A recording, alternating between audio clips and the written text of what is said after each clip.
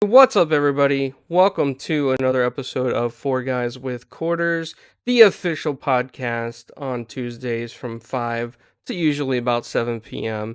And today we have a returning very special guest who has one of the coolest, most unique podcasts with clanking chairs, angry waitresses, and people that constantly try to refill your drinks even though you tell them no thanks. It's Dreadful. What's going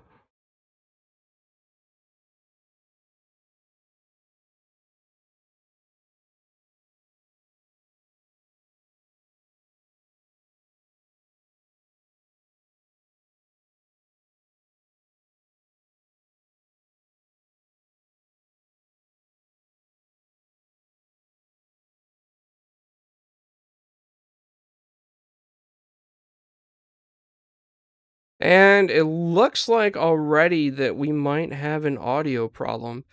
So I'm gonna fix this while we're live on the air, and this might take a second, but I will get this fixed. Just give me 1 second here. I can hear you, but there's no output to audio capture, so they can't hear you in the chat. Yeah, they can hear me, but they can't hear you. Yeah, so I think I pulled a Flamish here. I gotta restart my audio program if I can find it.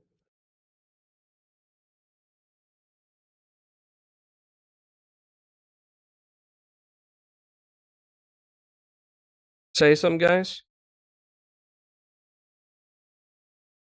Hello? Hello?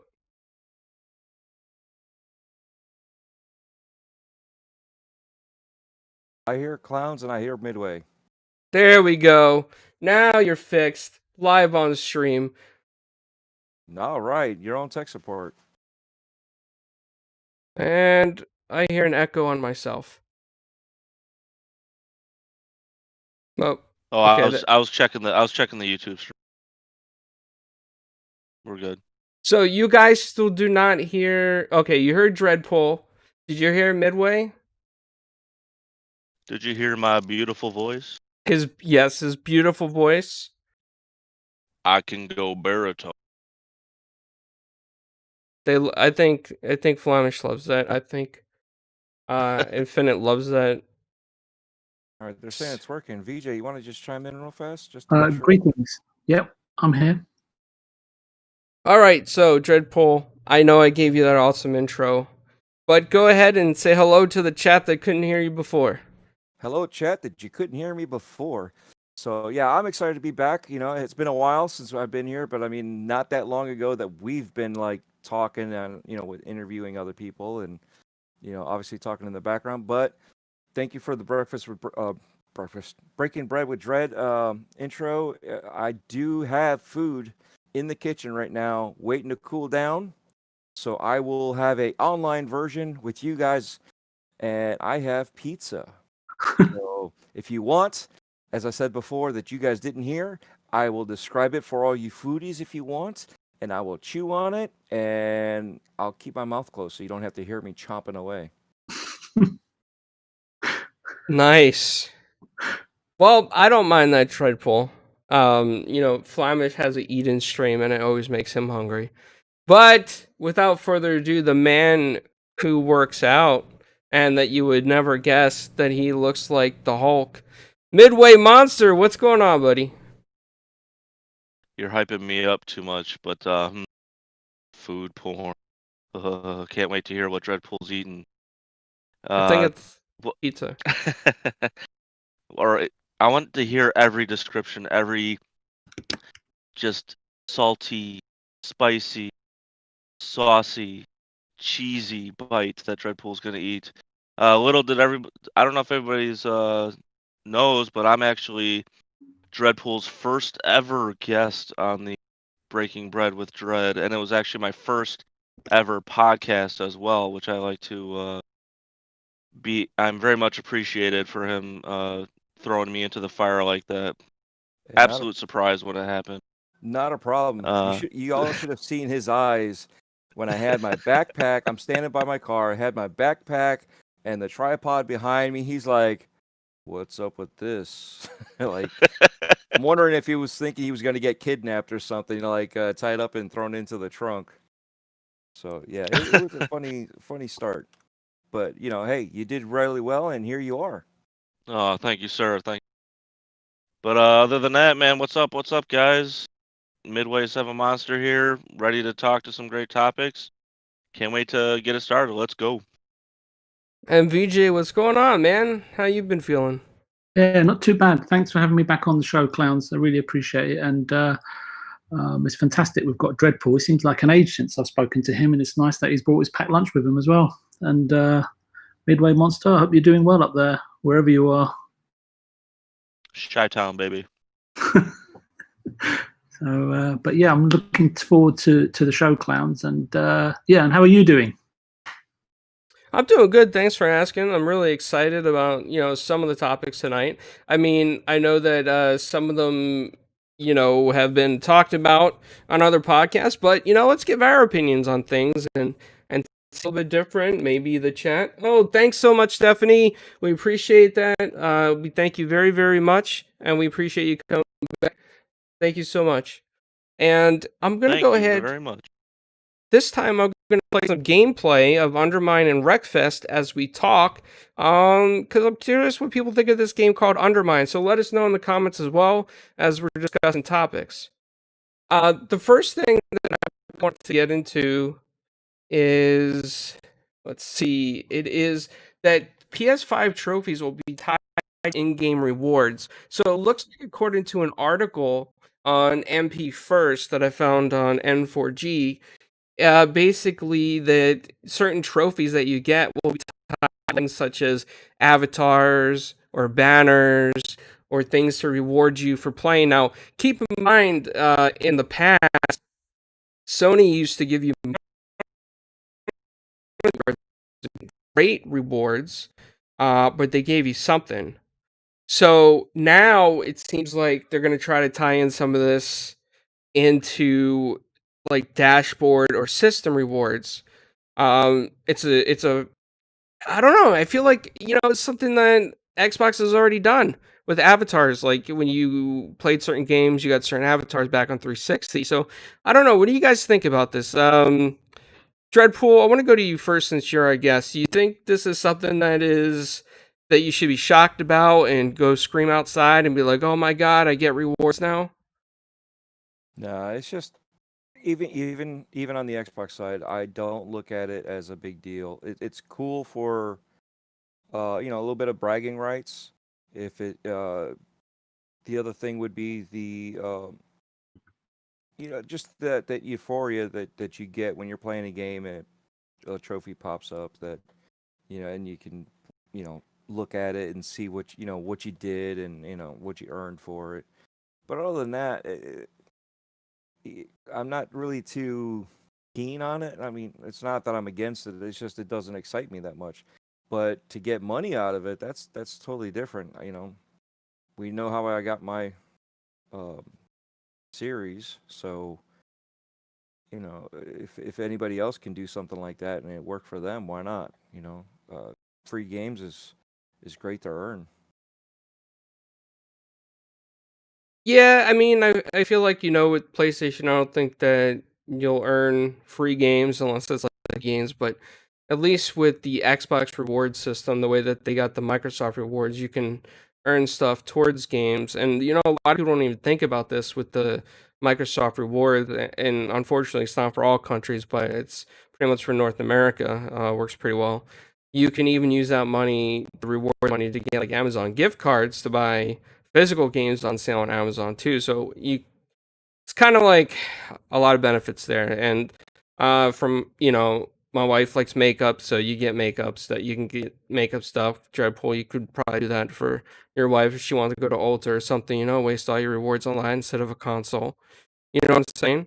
Yeah, anything that comes back to you is good. Yeah, So, absolutely.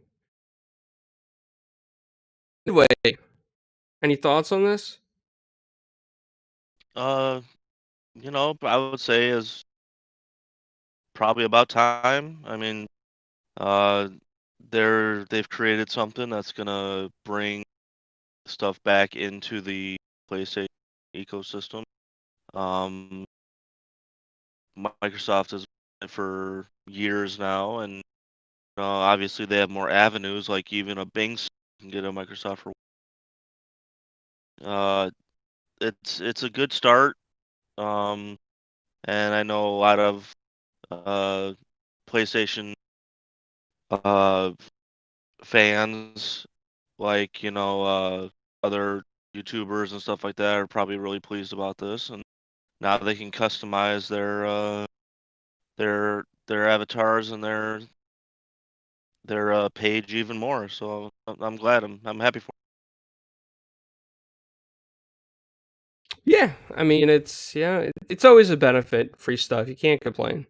Right. I don't think it's something that I don't think it's something that she could be getting the president's getting. It's pretty high up there, and True. M4G is something super exciting midway. Um, I don't know. Yeah, I mean, you hear the excitement in my voice, right? I mean, and that's sarcasm. It's something that, obviously a new generation has come up with something that's a little more involved. They did it, and you're gonna have those fanboy sites that are uh praise it even more, even though a competitor has been doing it for years. Yeah, VJ, did you look into this? Any thoughts on this? I did have a quick look at it, to be honest with you. As far as I can see, there seems to be sort of very few details that have been officially made available by Sony. So it's difficult for me to make any sort of call or judgment as to whether or not sort of this initiative is going to be really successful in the future or not.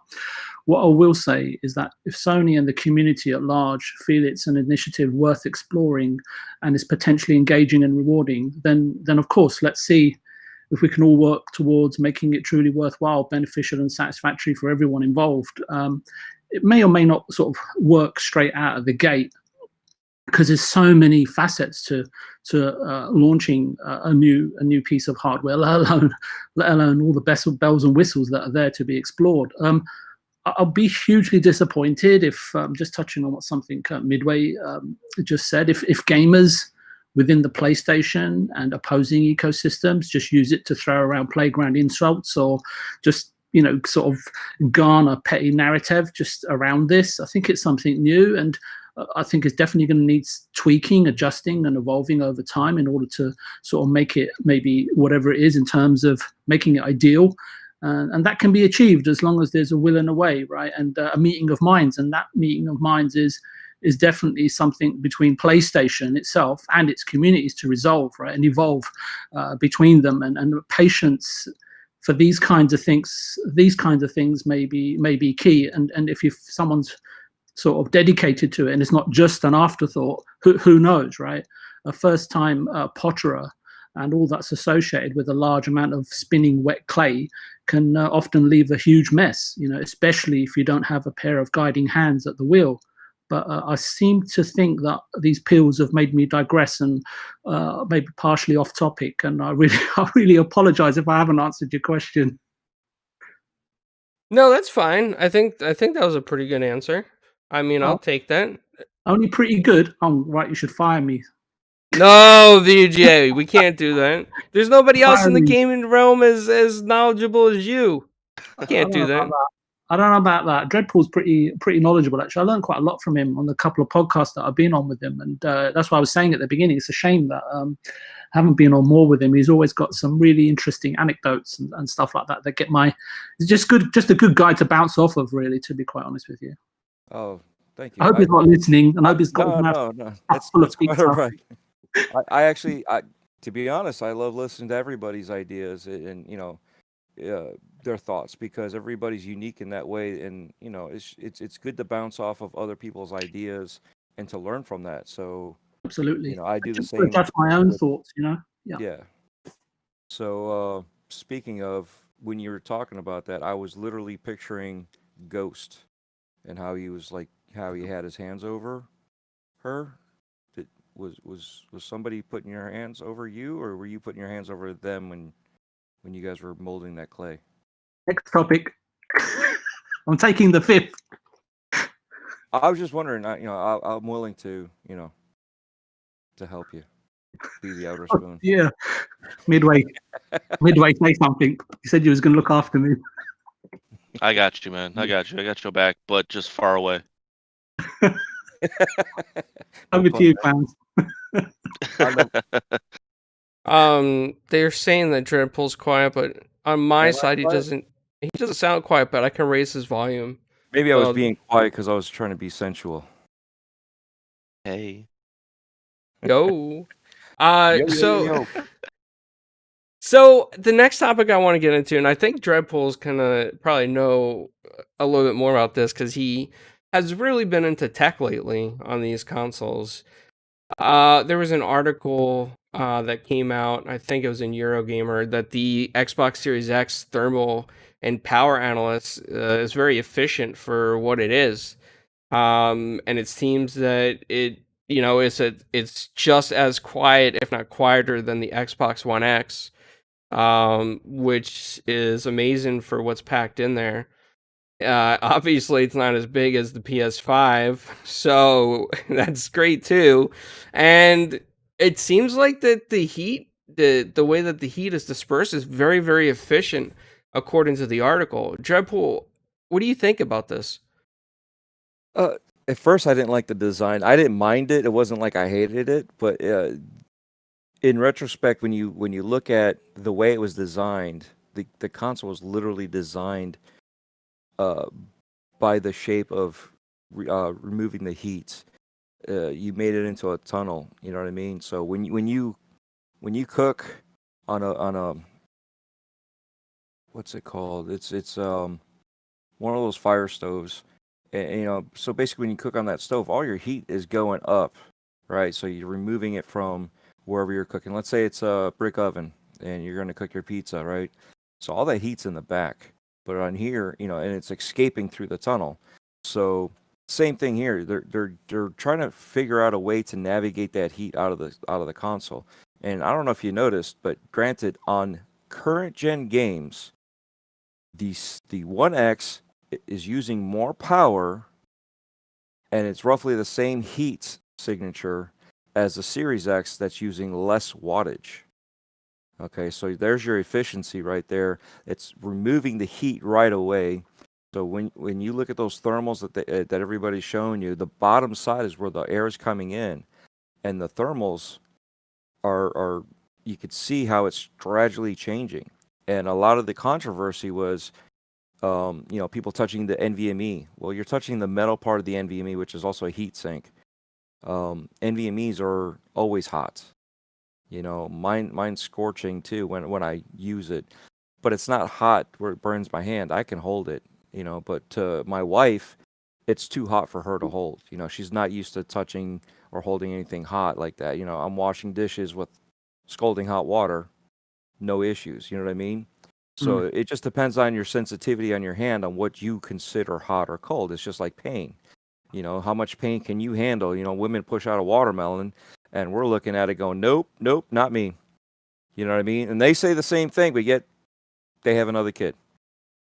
So you're talking about thresholds for people, that differentiate. But when you use a meter, and you're looking at heat signatures, you can actually see how hot it is. It's really not that hot. Yeah, it's hotter than normal, but you don't normally hold on to a hot pot. You know what I mean? You could pick up a pan out of the oven with your hands and not really burn yourself if you're quick enough. I used to do that, working at Pizza Hut when I was, younger. I could do that. It didn't really burn me.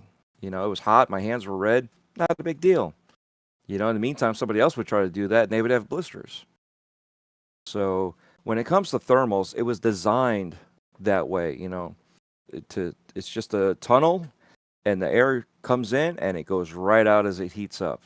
And it's probably one of the most efficient designs is a tube, but you can't do a tube like that when it comes to electronics. You can't bend them around the corner. You have to have them flat. So for it to be a box like that, like a cylinder brick, Makes sense. Okay, I can see that. VJ, Yes, any sir. thoughts? Any thoughts on this one? On the engineering thing from Digital Foundry, that one. Yes. Look, I'm not a technical guy, right? So please feel free to chime in.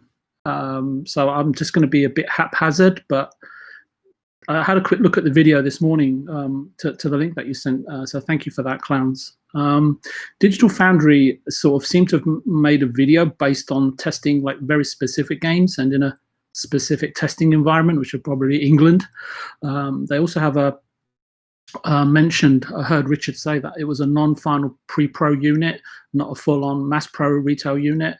And in my experience, pre-pro units are not the same as what comes off of a production line. I'm not an engineer, but first and foremost, the console just needs to serve its purpose technically and perform in the public domain. And what I mean by that is out in the wild, so to speak, across the globe. Really, it's not really a question for me, so long as it doesn't sort of catch fire or explode. I'm all good, clowns. But however, I was listening to a podcast last night, which was interesting. It was a PlayStation one, so please forgive me.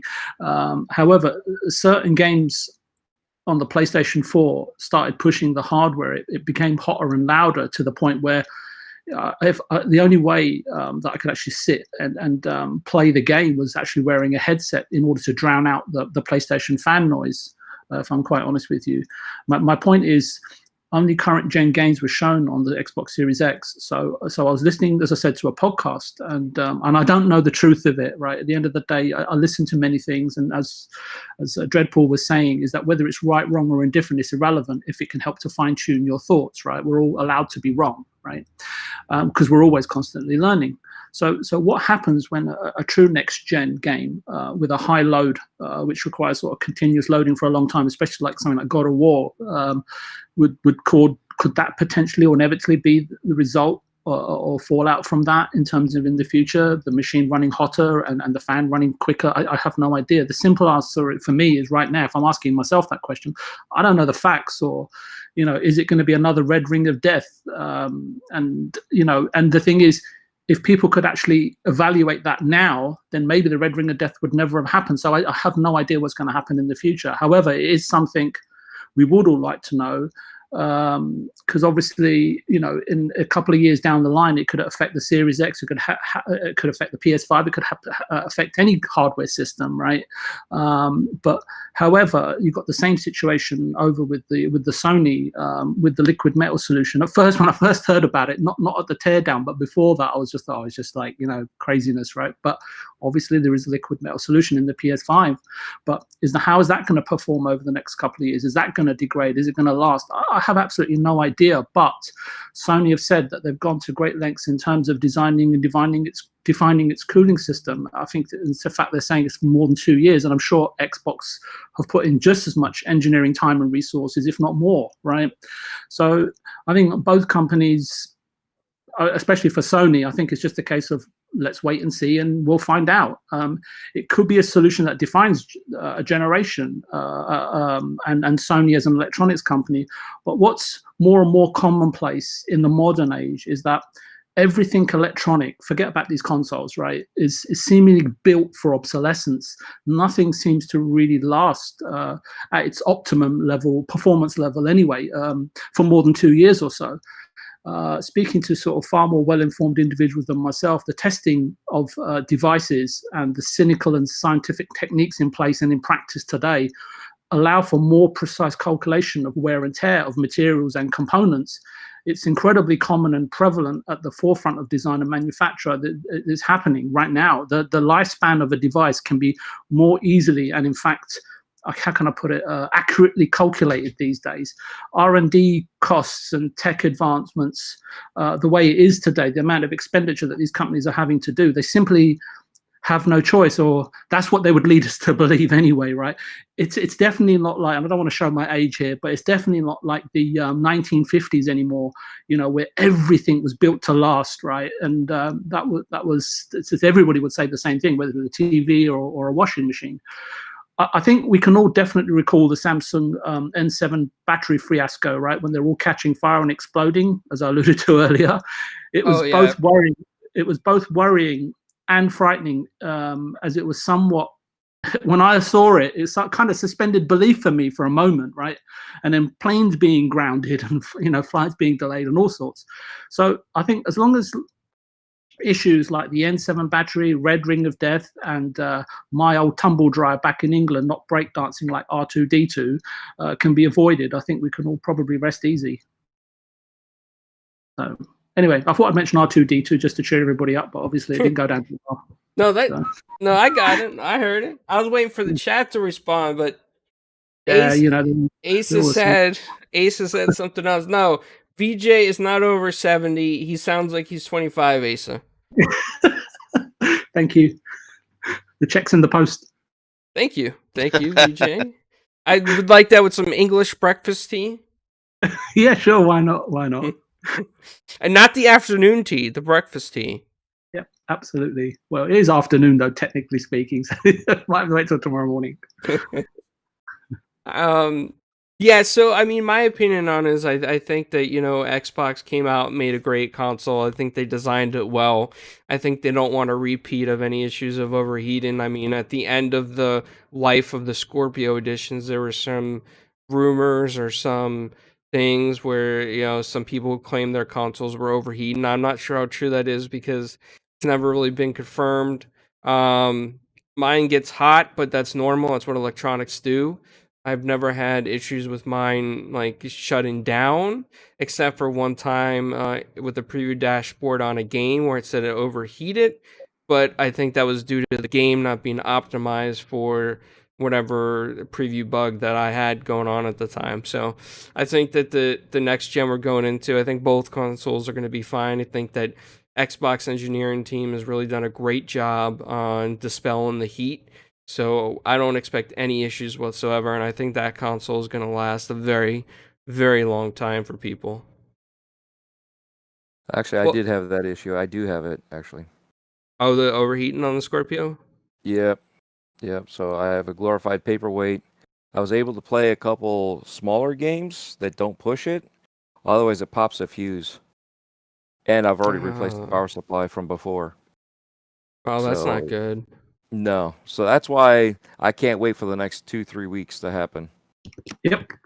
Yeah, I'm really looking forward to it too. This time I'm gonna get my Series X. I'm no baby stealing it from me. I'm gonna be first in line at GameStop when they open. I will be there probably with a tent around 3 a.m. and I might not shower for about 5 days to scare the line away. That way the line does not come near me.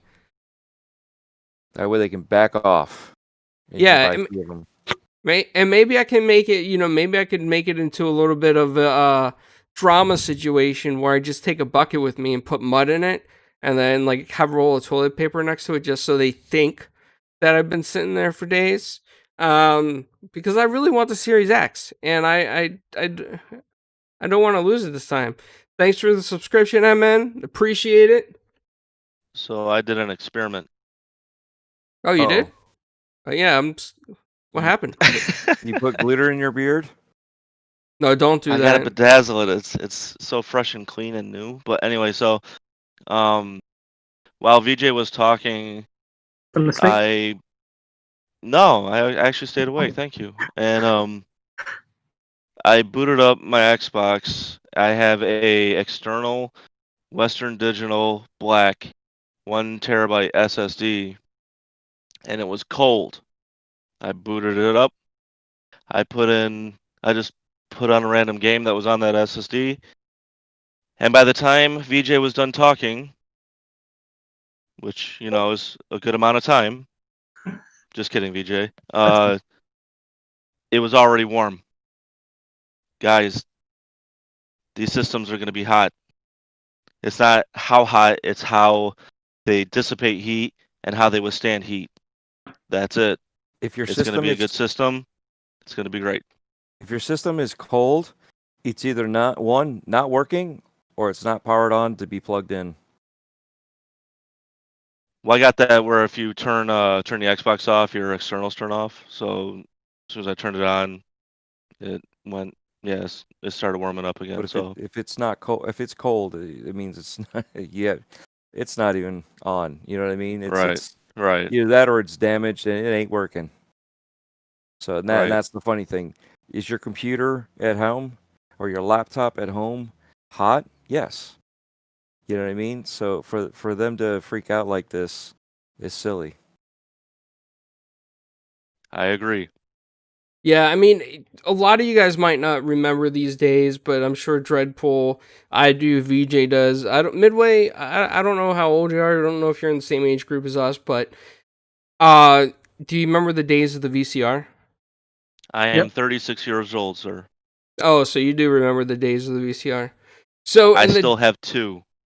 Yep, in the days of the I VCR. Oh, go ahead. I'm Go. sorry. I got them to where I can dub DVDs and stuff. It's I record stuff. Oh, nice. Don't tell it. Don't tell it. Yeah, I Just know, kidding. because these days it's scary with all the warnings on VHS tapes, huh? No, back in the day though, with VCRs, they used to get, if you kept watching movies over and over, not only did the cassette get hot, but like the actual VCR used to get hot on top, and those things never dispelled heat properly because usually the vents were like underneath. So it'd be like this really hot box, and I remember one of my friends back in the day, he used to love watching movies and he would watch them nonstop. He went, I think, like on a 24-hour watching spree of mix of comedies and horror movies. And when he took the last cassette tape out, the VCR tape actually started to melt, like the little plastic windows above the film started to melt. Oh wow. Yeah, and he was very disappointed because it was one of his favorite movies. So I have a similar story. I had a Magnavox back in like the mid 90s, and afterwards, like it would stop record. If you hit record, it would record for 3 seconds and then stop. That's how bad it was getting. So we got a new VCR, and then I decided to take it apart because I'd never seen what the inside of a VCR is like. And when I took off the top, there were burn marks on the top of the casing. wow. Yeah. Hmm. And when he put it back together, he had extra parts. Probably. So I just want Screw no, go. I mean, I just want to know who drives a car, even if it's winter, right? And they're going to tell me that their engine is hot. You know what I mean?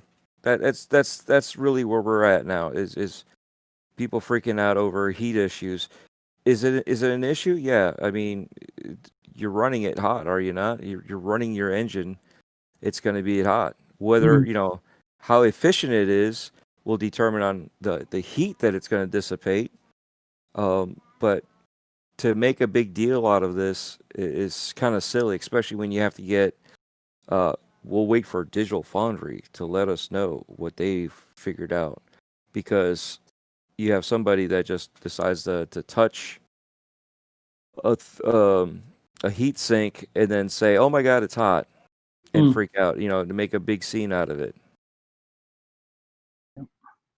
Well, I mean, that's all it kind of takes. But you know what? To be fair to Digital Foundry, though, the news topics have been a bit like this week, haven't they? So you got to allow them to give them that at least. Well, when you have other people in the community, be it creators or just trolls, I'm going to wait for Digital Foundry to tell us what happens. Oh my god! Well, why do we have to use them as the end all be all? That's right. Well, especially when we've got 4 guys with quarters. I mean, it's ridiculous if you ask me.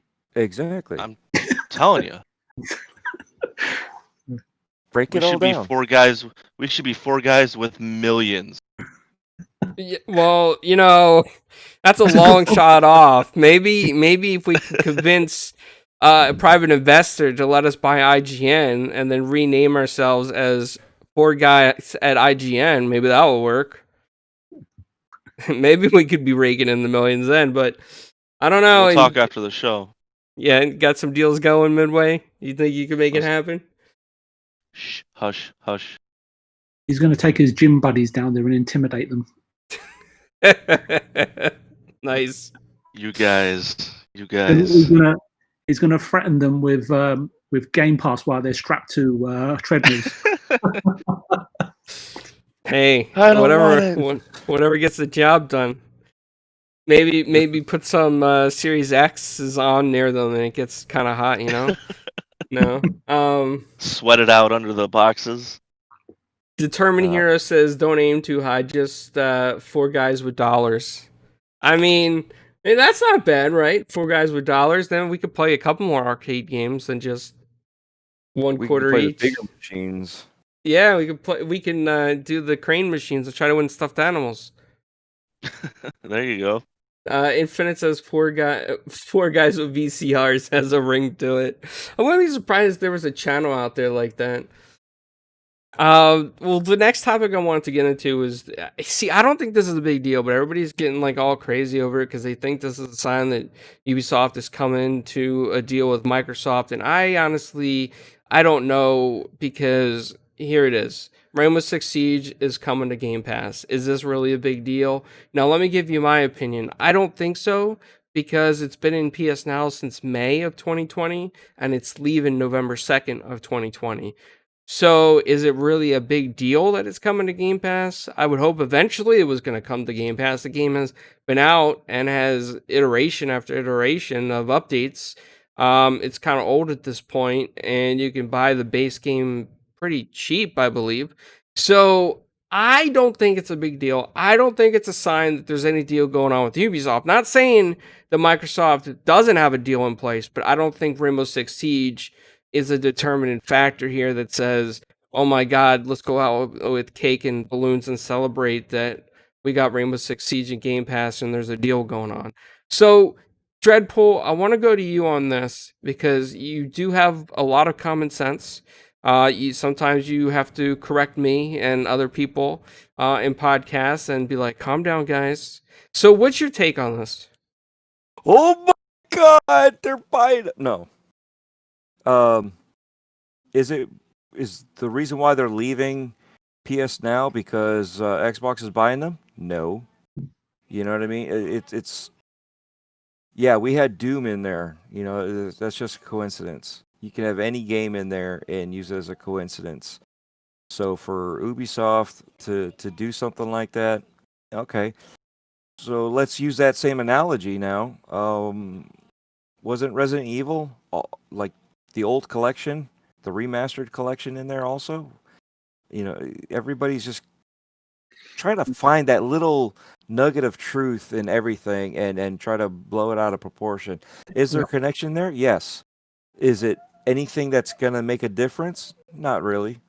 You know what I mean? The connection is they're in Game Pass, but they've also had other games in Game Pass.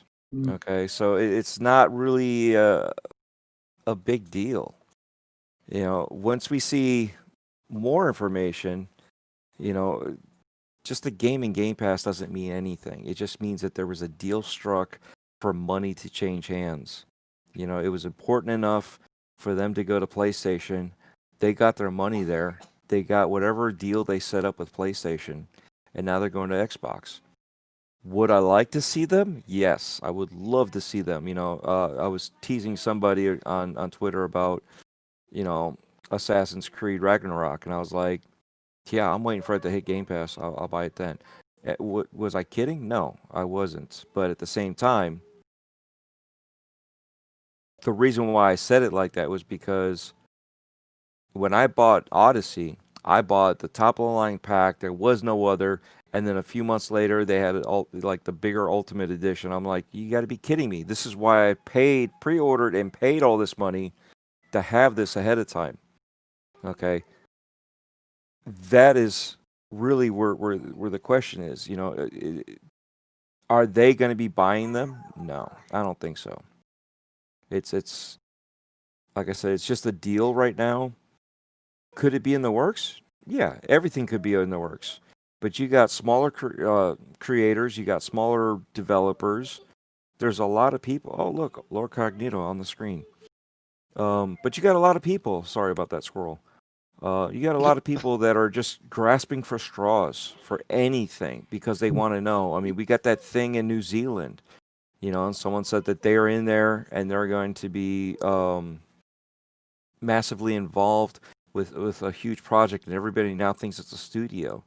When New Zealand Xbox even said no, it is not a studio, but people are still grabbing for straws, trying to reach for whatever little thing they can to be the first ones to know. And believe me, I did that with Star Wars when the prequels came out.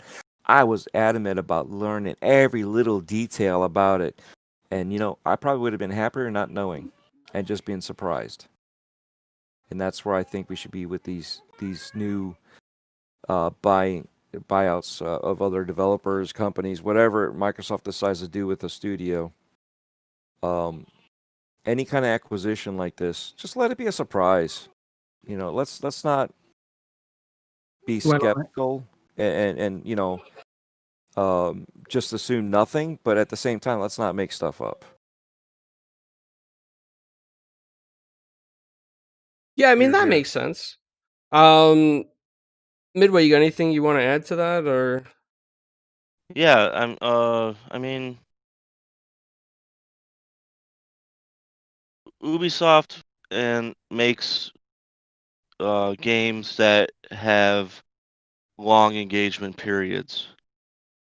Watch Dogs, Rainbow Six, Assassin's Creed. I mean, even the Division games. Like, they're making games that require long-term engagement. Well, Xbox has Game Pass that requires long-term engagement for people to stay on the service. I think I remember saying like 2 or 3 episodes in when I joined you. I feel like Ubisoft would have been the next logical developer to be partnered with Microsoft and Game Pass because of that point. You got Bethesda, great RPGs. You got now you have Ubisoft Rainbow Six, which is an old game, but I also think it might be a type of like measuring stick to see how much more attachment the game can get on a quote unquote free service. So I'm interested to see what's going on. I like the idea of the partnership, but yeah, I'm with Dreadpool too. I mean, the 24-hour news cycle, you can't be surprised about anything anymore. So, but let's see how it goes. Just gotta wait on it. Yeah, I agree. I mean, I Undermine's in Game Pass. What does that mean? There's going to be a deal with the Undermine devs, to buy them? Probably not.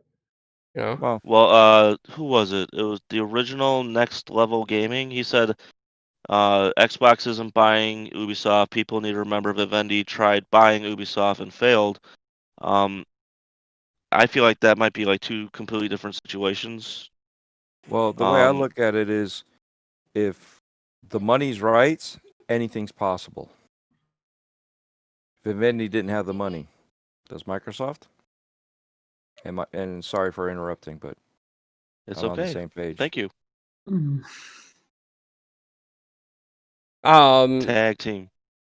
BJ, you got anything you want to add to that? Maybe a slice of pizza.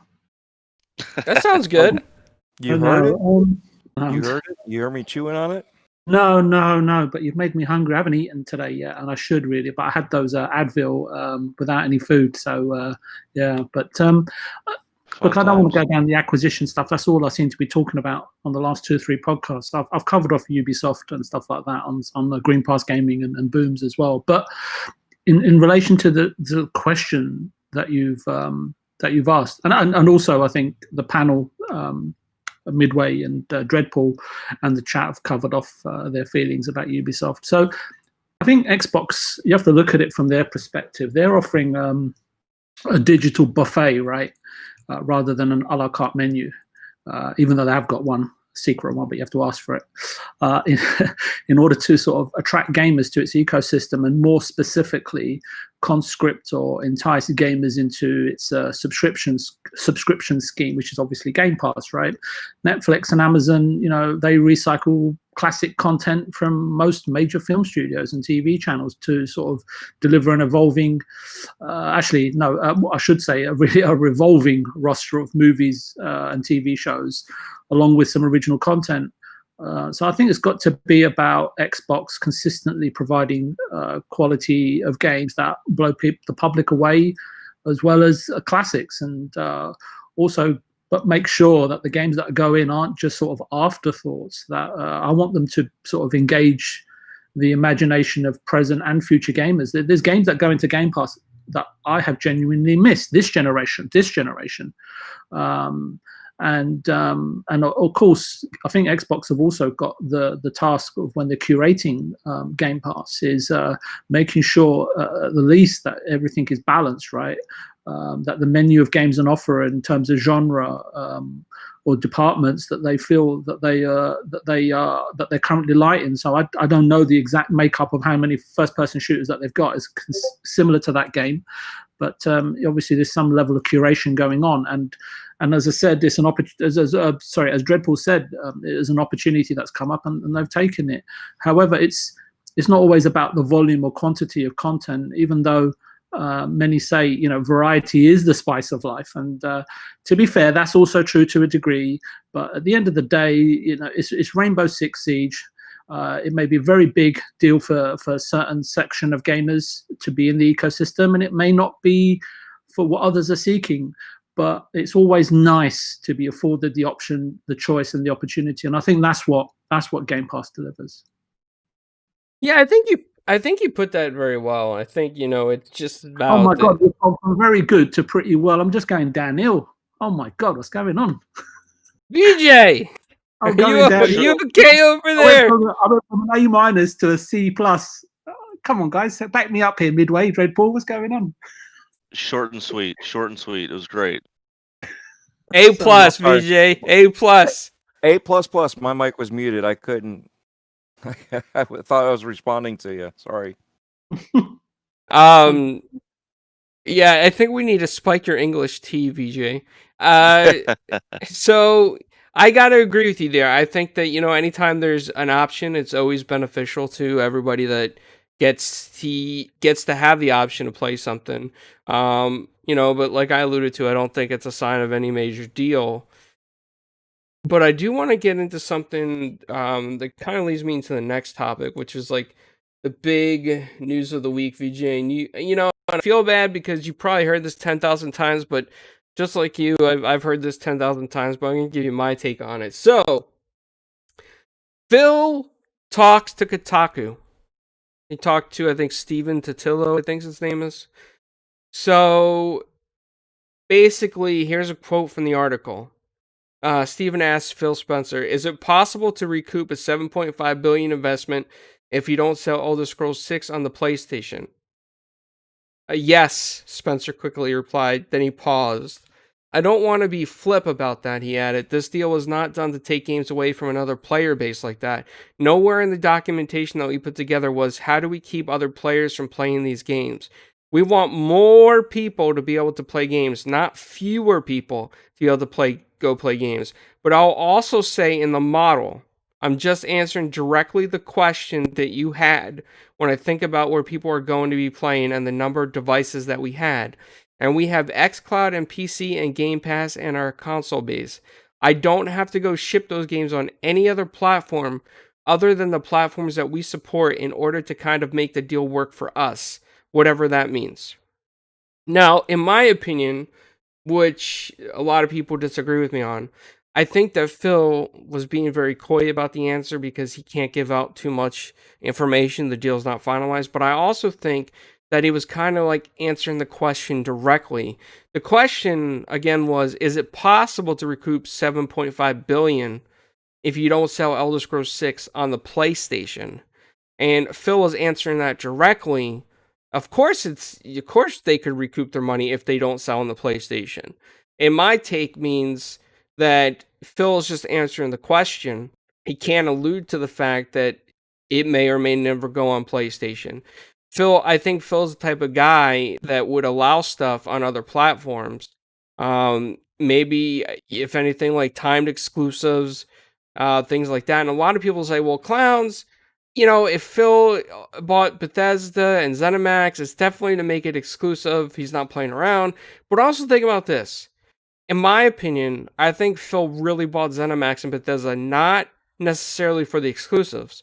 I think he wanted to get them before Amazon or Google gobbled them up. Because Amazon and Google are out there looking for studios, major studios, and major IPs.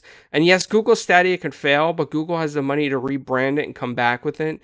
And Amazon Luna is starting at $5.99 a month. And Amazon is the one that I would fear right now, because Amazon's on track with a pretty good base with Twitch Prime and Prime Gaming. So all those free games that you get in Twitch, I imagine at some point you're probably going to be able to play them on Amazon Luna. Probably those particular games for free. And if you pay the fee per month, then you'd get a library of other games with Amazon. So I'm thinking Amazon is the scary beast they already got their stuff in play. They already got the servers. They're ready to go. Google, they messed around with Stadia. They're kind of like failing here and there. They got some stuff launching exclusive to the platform, but it doesn't seem to be taken off. And I think Google just went about it wrong. They just tried real quick because they saw xCloud coming. But I think Amazon's secretly been waiting for a moment to gobble up some studios. And that's why Xbox, Satya, Microsoft, and Phil made that $7.5 billion deal, and I think they're going to make more before Amazon could touch another studio. So with that said, Midway, I want to go to you first on this. What do you think about this situation?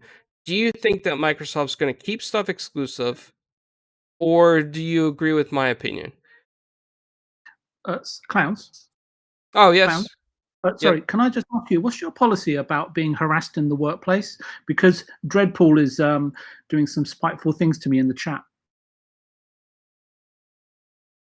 Hey. You know you like it. He's teasing me about his pizza, Clowns, especially when he knows I'm really hungry. Oh, Dreadpool, you're going to make us all hungry. We're not even sponsored by a pizza company. I can't even send BJ free pizza. No wonder we're never going to get to my own pizza with this behavior. I am my own pizza company. It's the Dreadpool Pizza Company.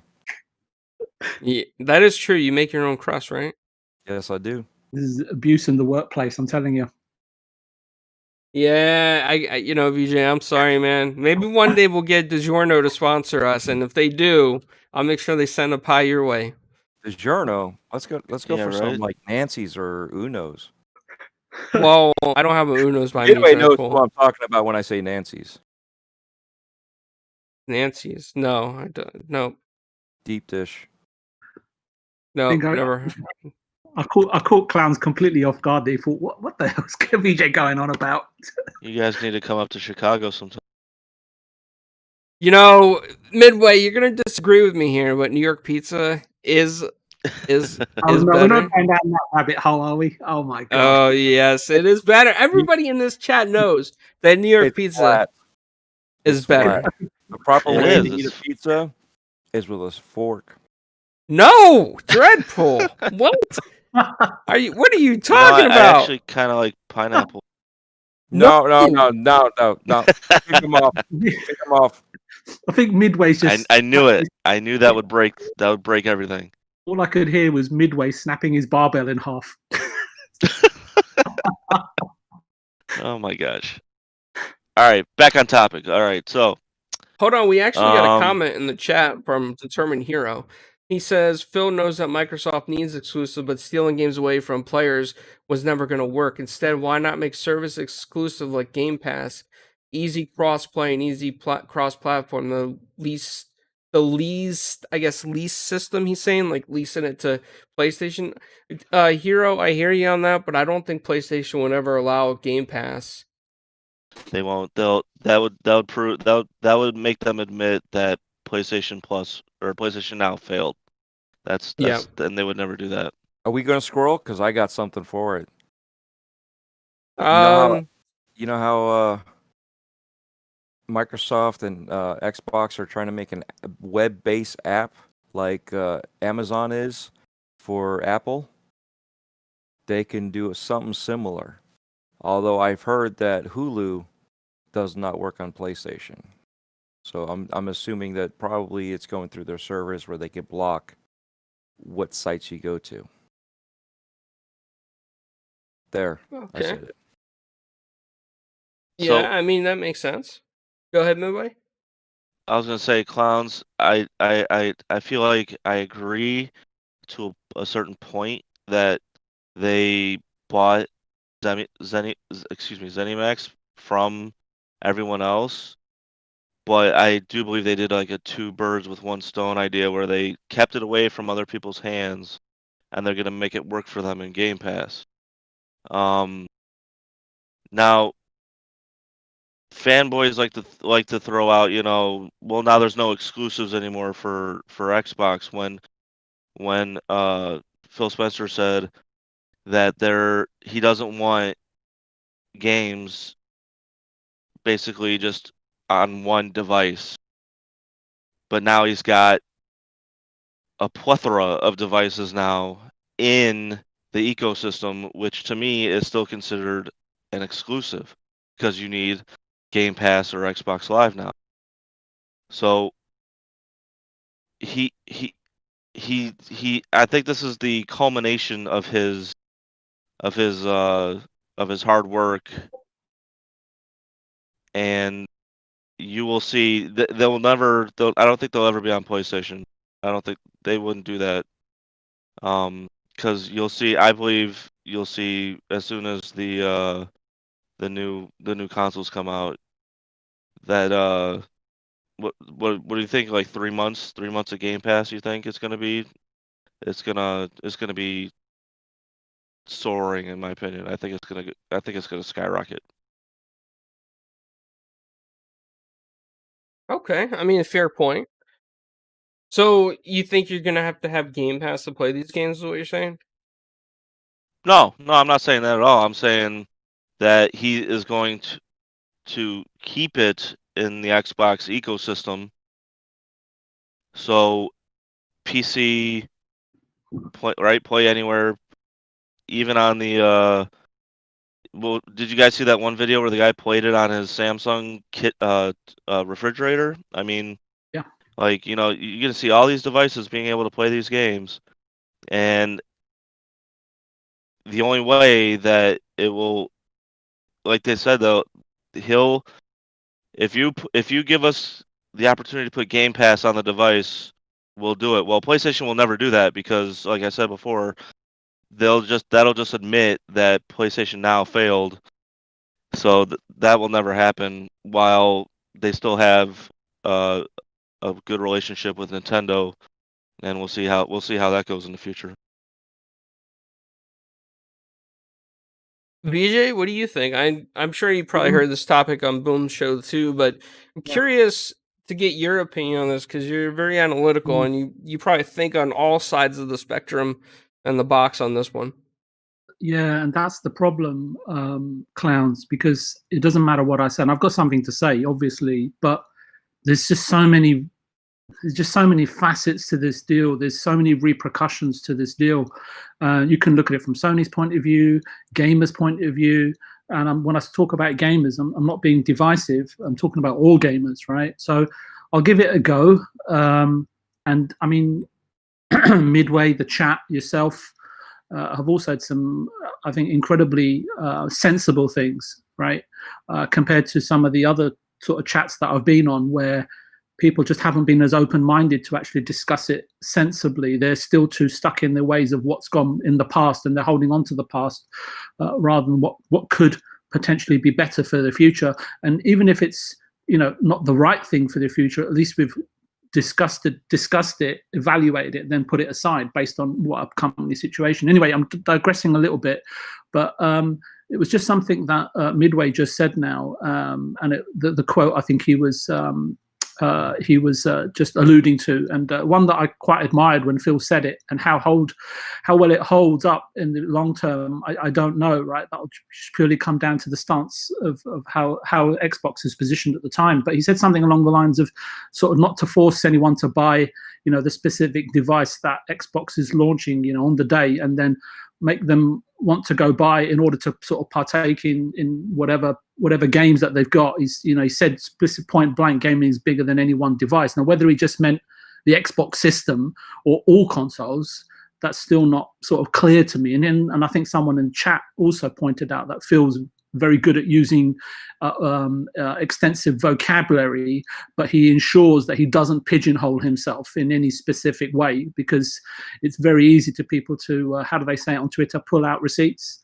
But maybe Phil is just, some people I've been on a few PlayStation, people saying, well, Phil's just as big a hypocrite as Jim Ryan, right? And probably myself as well. But I think that's all semantics at the end of the day. I think that executives at this day and age, they have to move with the times, and the times move far, far quicker than what they used to 20 years ago in business, especially with the way technology is.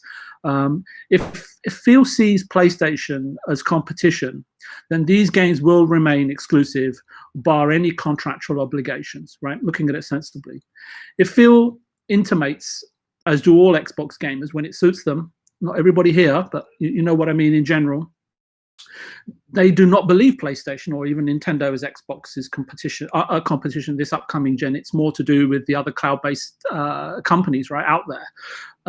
Then the question is, why does Phil not release certain games on the PlayStation and even on the Nintendo Switch going forward? I'm talking specifically about ZeniMax here, not all the other stuff, right? So maybe he will decide, in my opinion, to be smart. And someone just mentioned like Game Pass on PlayStation, which got my mind ticking, is to leverage Bethesda games, possibly, depending on how good they are, right? We have no idea how good these games are going to be. Are they going to be just okay, or are they going to be sort of, generational games, right? I mean, I think one of the things that I saw, that 5 out of the last 8 games have been Game of the Year contenders or winners from Bethesda, which is pretty incredible, right? But would he leverage Bethesda games to push Game Pass onto Nintendo and Sony devices? I have no idea. Maybe that time may come, it may not. As I said, it's just all throwing things out there, right, to see what sticks. As I said, Bethesda games, in terms from Sony's perspective, it'd be really interesting to be a fly on their wall. The only thing I could ascertain from all of it is that, as I said on this show before, Clowns, was that those Bethesda games in the whole last 7 years only made up less than 1.9% of Sony's entire 1.2 billion software unit sales. And I did cover the topic as well, this particular topic on Boom's, I think, show of 9th of October, where the majority of the panel made the argument, hey, Sony keeps games exclusive and locks out Xbox players, and now Xbox players or Xbox itself should do the same to Sony players. And when I see Phil, when I try to read him, and maybe I'm too old, or maybe I'm just missing the point, but it kind of sometimes goes against what Phil's saying, or what his intent is, or the way that he speaks, right? He always comes across to me as he's trying to build a gaming utopia. Whether that's just for Xbox or everyone in the world is inclusive is yet to be determined. Because really, some of these huge games that are coming from ZeniMax, let's be honest, they're best to be, how can I put it, experienced, right, on the big screen, right? And to me, this like approach where they did this to us and now we've got to do it to them is somewhat short-sighted. I don't mean to be rude or impolite, Clowns, but I'm just trying to find my words today, or something to that effect. And I'm not saying I'm right. I'm saying the opportunity to see how Xbox could endear themselves rather than alienate themselves to other hardware format holders could be a really interesting strategy going forward. I think that there might be worth exploring a better way to approach this. Again, I broke it down on Boom Show, but no one other than Zemi wanted to explore it. It was just a fun opinion, right, to avoid an echo chamber, right? The last thing you want to be on a show is everyone's just agreeing with each other, right? It's not really interesting for the chat. Maybe it is. I don't know. My other counter is, they're saying, well, this is what Sony did to Xbox. Then my counter to that was, well, Sony didn't really do anything to Microsoft or Xbox gamers, right? Sony developed and fostered studios over years, if not decades, before they even purchased them in many instances. Microsoft were right there with Insomniac, right? But in my opinion, they lacked the vision to acquire Ted Price and his crew, right? Because They didn't have a mandate to foster talent and acquire studios and IP. But what they were looking for is, and they constantly look for, is what products or what studios can we acquire right now that helps to cement our position in the marketplace and also helps to cement our forecasted revenues.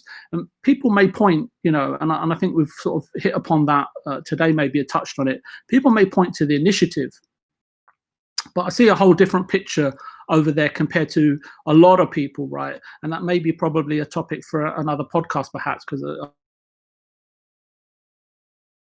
otherwise we'll be here till tomorrow. Simply put, Microsoft. Is it just me, or did VJ cut out?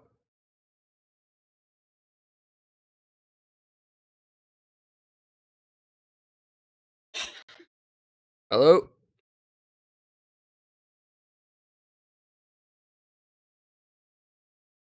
I'm not saying they're bad, I'm saying they're good, but they were safe. I know Xbox's ethos from my time, sort of having some experience with them, is to tell teams, you have your freedom, but do not set up for failure. That's the handshake that they give you. It's a very different handshake to Sony and Nintendo, who tell teams to be bold, brave, and brazen. We will support you, unless it turns out to be a complete catastrophe. I think Xbox right now are reinventing themselves from a place of failure. Now, I don't mean that in a bad way. What I'm saying is that is an extremely powerful tool, and you can see the fruits of what they are trying to do in front of us, right? It's all coming to our visual senses, right? We can all see it. But my issue is, how are they addressing the issue once again compared to when they first set out in 2000 or whatever, and then in 2002, I think it was, when they bought out Rare for a gobsmacking 375 million. That 375 million then was just as big as, from my memory, from what I recall, as the 7.5 billion they're paying out for Bethesda today, right? It's 20 years ago almost, but you can imagine that kind of money back then, right? Especially considering Sony have only paid 250 million or whatever for Insomniac. Now, and the other side of the argument again is, nobody likes to play to win tactics in video games.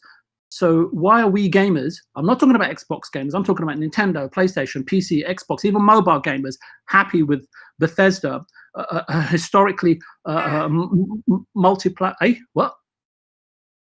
Can I continue? Yeah, go ahead. Sorry, I just thought I heard someone go quack.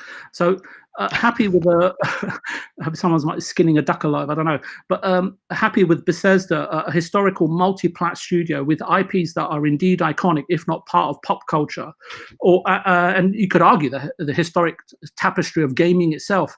Now it's being acquired to serve Xbox in its lack of portfolio, because they want to make sure that they sell systems, and most of all that they sell subscriptions and retain subscribers for the longer term. Xbox, in my experience, right, and I hope that they've changed going forward, and I've talked about this again on your show, Clowns, and I'm just about to wrap up in case you're wondering. Xbox, for me, historically, have been pretty much set up like Electronic Arts when it comes to development. Creativity is a distant fourth or fifth place after production, financial departments, analytics, and even marketing. And it does not work to put the studio. If it doesn't work, it doesn't really. If it doesn't really work, you know what Microsoft do, right? They put people and studios out to pasture or close an entire division. It doesn't make any difference to them, right? And I could make the case that since 2000, Xbox have failed to learn from past mistakes till this very day, and are set up to continue the trend of maybe even devaluing IPs and brands, which I hope they don't. And people say the management of Xbox today is different. Yes, I can agree to that to a point, but that's Xbox. But what my fear is, it's the same old Microsoft DNA at the helm, or underneath it all, right, that might actually determine what the future of Xbox actually is. I've got a load more to say, but I think I'll probably just stop there before I send everyone to sleep. The Advil kicked in. The duck. Sorry? No, you're... Sorry. The Advil kicked in, VJ. Good job. Yeah. Okay, I was going to talk about the Xbox dystopian future that I've got planned, but it might take about another 20 minutes, but I don't know if I've got the energy today. Well, Sorry. don't worry, VJ, because I got one more topic that I think that you can definitely elaborate on. So I'll go to you. And that's UK Dadris and Samantha Fox. No, not UK Desert and Samantha Fox. Okay. But I will go to you last on that so that you can give the endpoints after you hear everybody and what you think. So, to nobody's surprise, at least not to my surprise, there's that thing going around the internet that Jeff Keighley, Phil Spencer, and Gabe were all on a phone call. Now, Gabe is the CEO of Valve and Steam, and it was something for the Game Awards that they're preparing. Now, a lot of people are starting to speculate. Did Microsoft make a deal with Steam or Valve? Did Microsoft buy Steam or Valve? Now, actually, I've been saying for over 4 years, if you go back to the original Four Guys with Quarters episodes, that I said that Steam would be perfect on Xbox instead of a Steam machine, because then you could just load the app and play Steam games and it'd be great. Now, I said that long before Game Pass was in existence, which, to my credit, I also predicted. Sorry, guys, I just had to throw that out there. So now that we have Game Pass, and now that we have all this stuff out here, I honestly think that we are going to see Steam on Xbox at some point. I honestly think that we're going to be able to play Steam on the Series X and in the cloud with a controller for games that work with the controller. I think, they're going to pick up your Steam library, tell you what's optimized for controller, what's optimized for keyboard and mouse, etc., etc. And I think we're going to see something there. It would be great if Microsoft really did buy Steam, but I don't know if they're willing to spend the kind of money that Steam is probably worth, because console players make up, 28% of the market, and PC makes up a larger majority, so Steam's probably worth just a little bit more. But that's my opinion on that. Midway, I'm going to go to you on this one first. What do you think? Now, correct me if I'm wrong. Is Gabe the guy that was on the news station that said the Xbox was a better system, and the anchors were like, "Why?" Yes. Is that was that guy? Okay. I just thought that was funny, but it kind of makes it. I mean, the most PC-like system is the Series X, obviously. I just feel a little worrisome about it because the one thing that the Series X, I don't know if anybody's, correct me if I'm wrong again, but did they say that there was keyboard and mouse support on the Series X? I believe there is, because there's keyboard and mouse support on the Xbox One X. Yeah, there should be. Okay, It's just what games.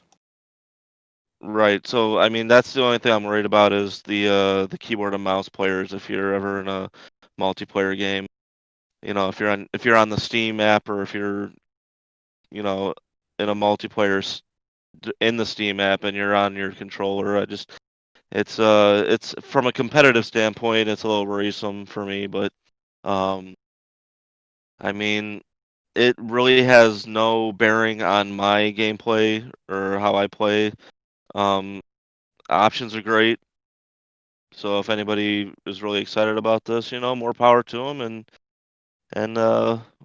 again, time will tell. We'll see what's up. Okay. Dreadpool, what are your thoughts on this situation? It does pose an interesting question, right? Now, if Gabe, being an ex Microsoft employee, building a company and blowing everything that Microsoft has done when it comes to Steam out of the water, and still failing with the Steam box, you know what I mean?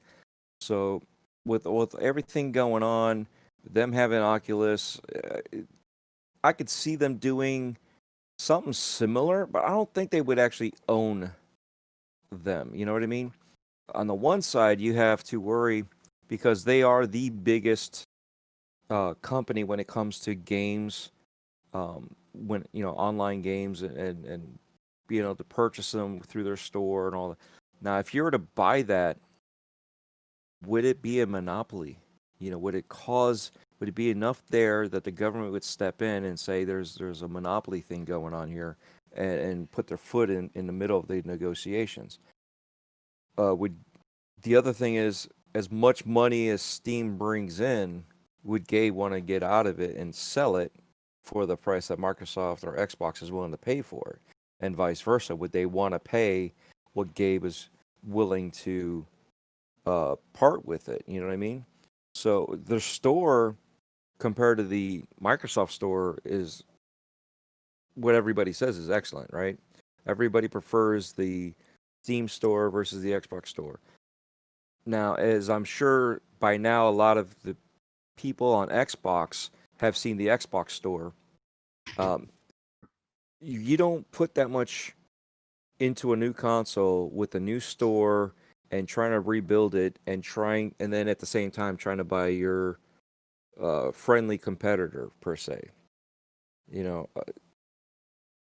Whether or not they're doing anything like that, it's hard to say. I mean, they could also be doing the same thing that they're doing with GameStop. Do a little bit of feel. Let's get our exposure on there. But I just don't see it. I mean, as much as it would be cool, I mean, you're linking your profile to Steam with your Xbox. So your Xbox profile ecosystem is linked to your Steam ecosystem. That doesn't mean that you're going to get Play Anywhere or Game Pass like that, or they're actually going to be purchased.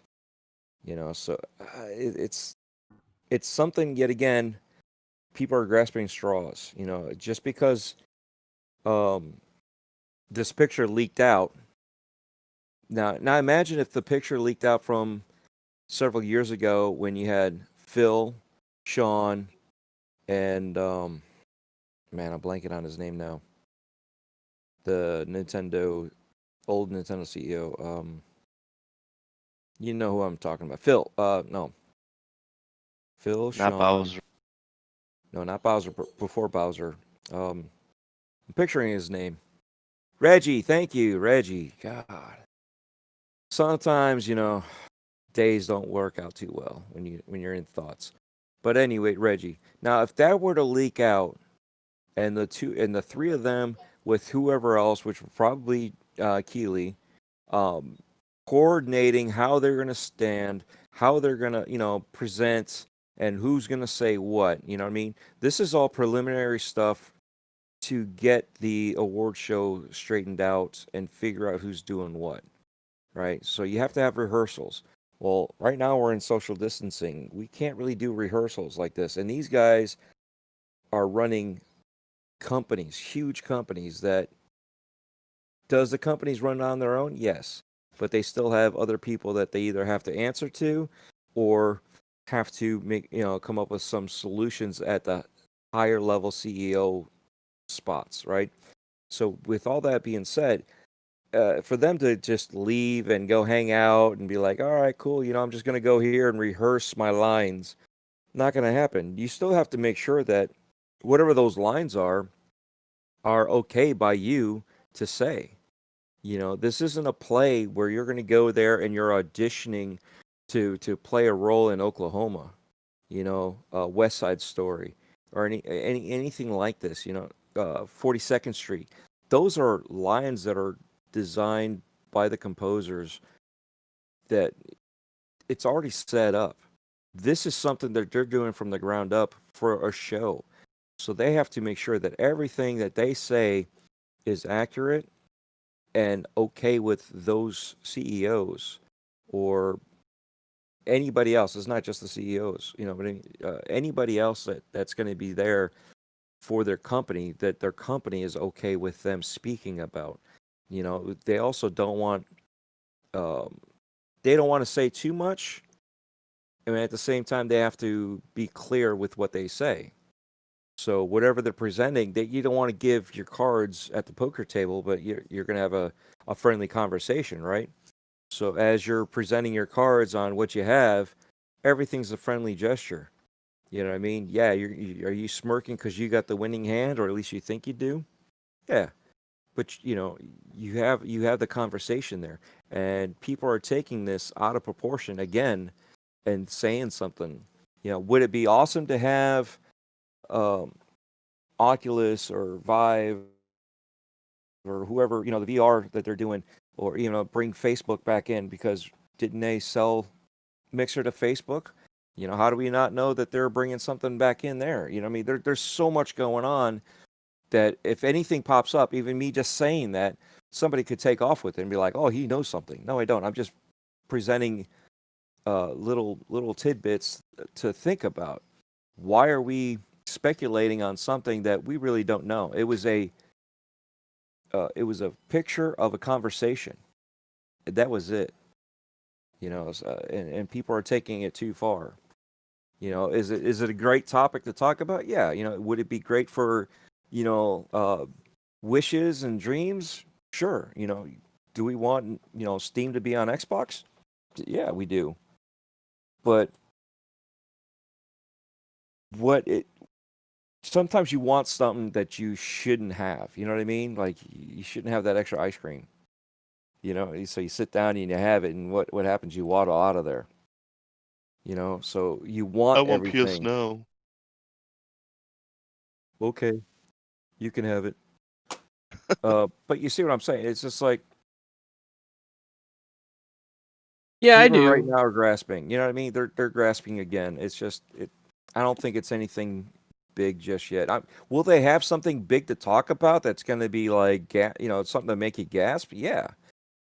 But it's all between them until they decide to tell anybody. They may not even know, because they're not going to let anybody else know, just like they did with the Series S release when they decided to show it for the first time.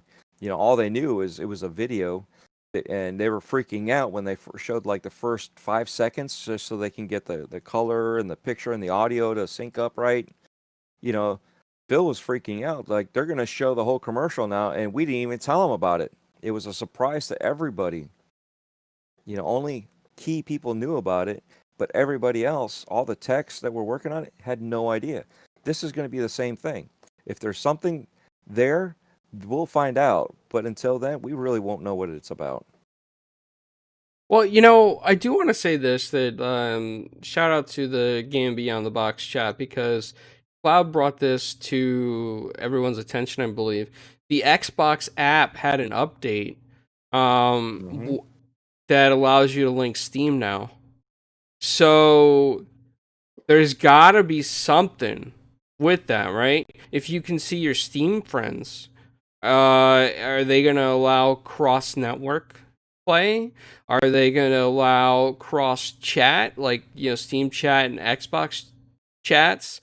I'm very curious, because Steam could have always used an Xbox Live Party chat, and Xbox could have used a better chat system, like the way that, Steam's friends list loads up. So you never know what could be going on. I speculate a lot, and I think about things ahead of time a lot.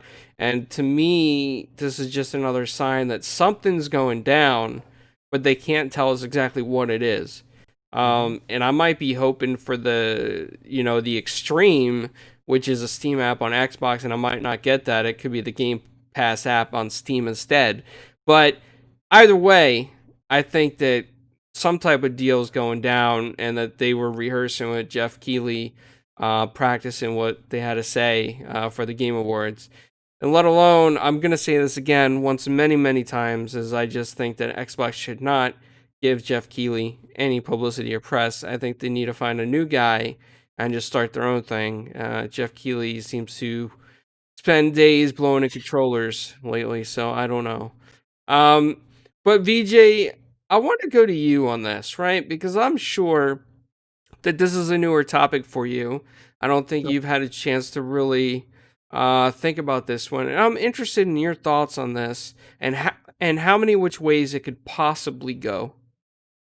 I think we talked about this topic on your show on October the 5th, actually, as Valve potentially being a target for acquisition. Yeah. And someone asked me on Twitter, and they sort of said to me, "Oh, you talked about it last night." And I said, to be fair, no, I actually talked about it live with Clowns on October the 5th. That was the first time. That is true, VJ. But now we actually saw something new. So yeah. So look, I'm not an expert technically. I'm not a huge PC player, but I think someone touched at the beginning of the conversation in terms of Ubisoft as well. You got to look at it like this: Yves and Gabe are both in their late 60s and surely planning at some point in the future their retirement. Now, it just purely depends on what pangs their twang.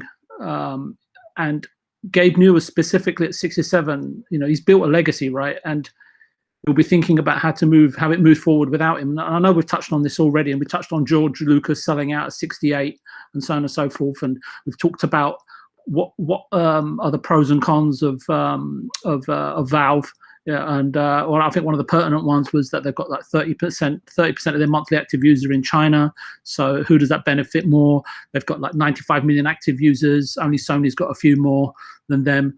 And we talked about like maybe Valve to Google or Amazon makes much more sense. And there's again, I don't know, was it you, Midway, that was saying, but hey, look, it wasn't a case of buying this and making it exclusive. Or it might have been you clowns. It was a case of, hey, look, they bought Bethesda because they wanted to keep it out of Google or Amazon's hands, right? So on and so forth.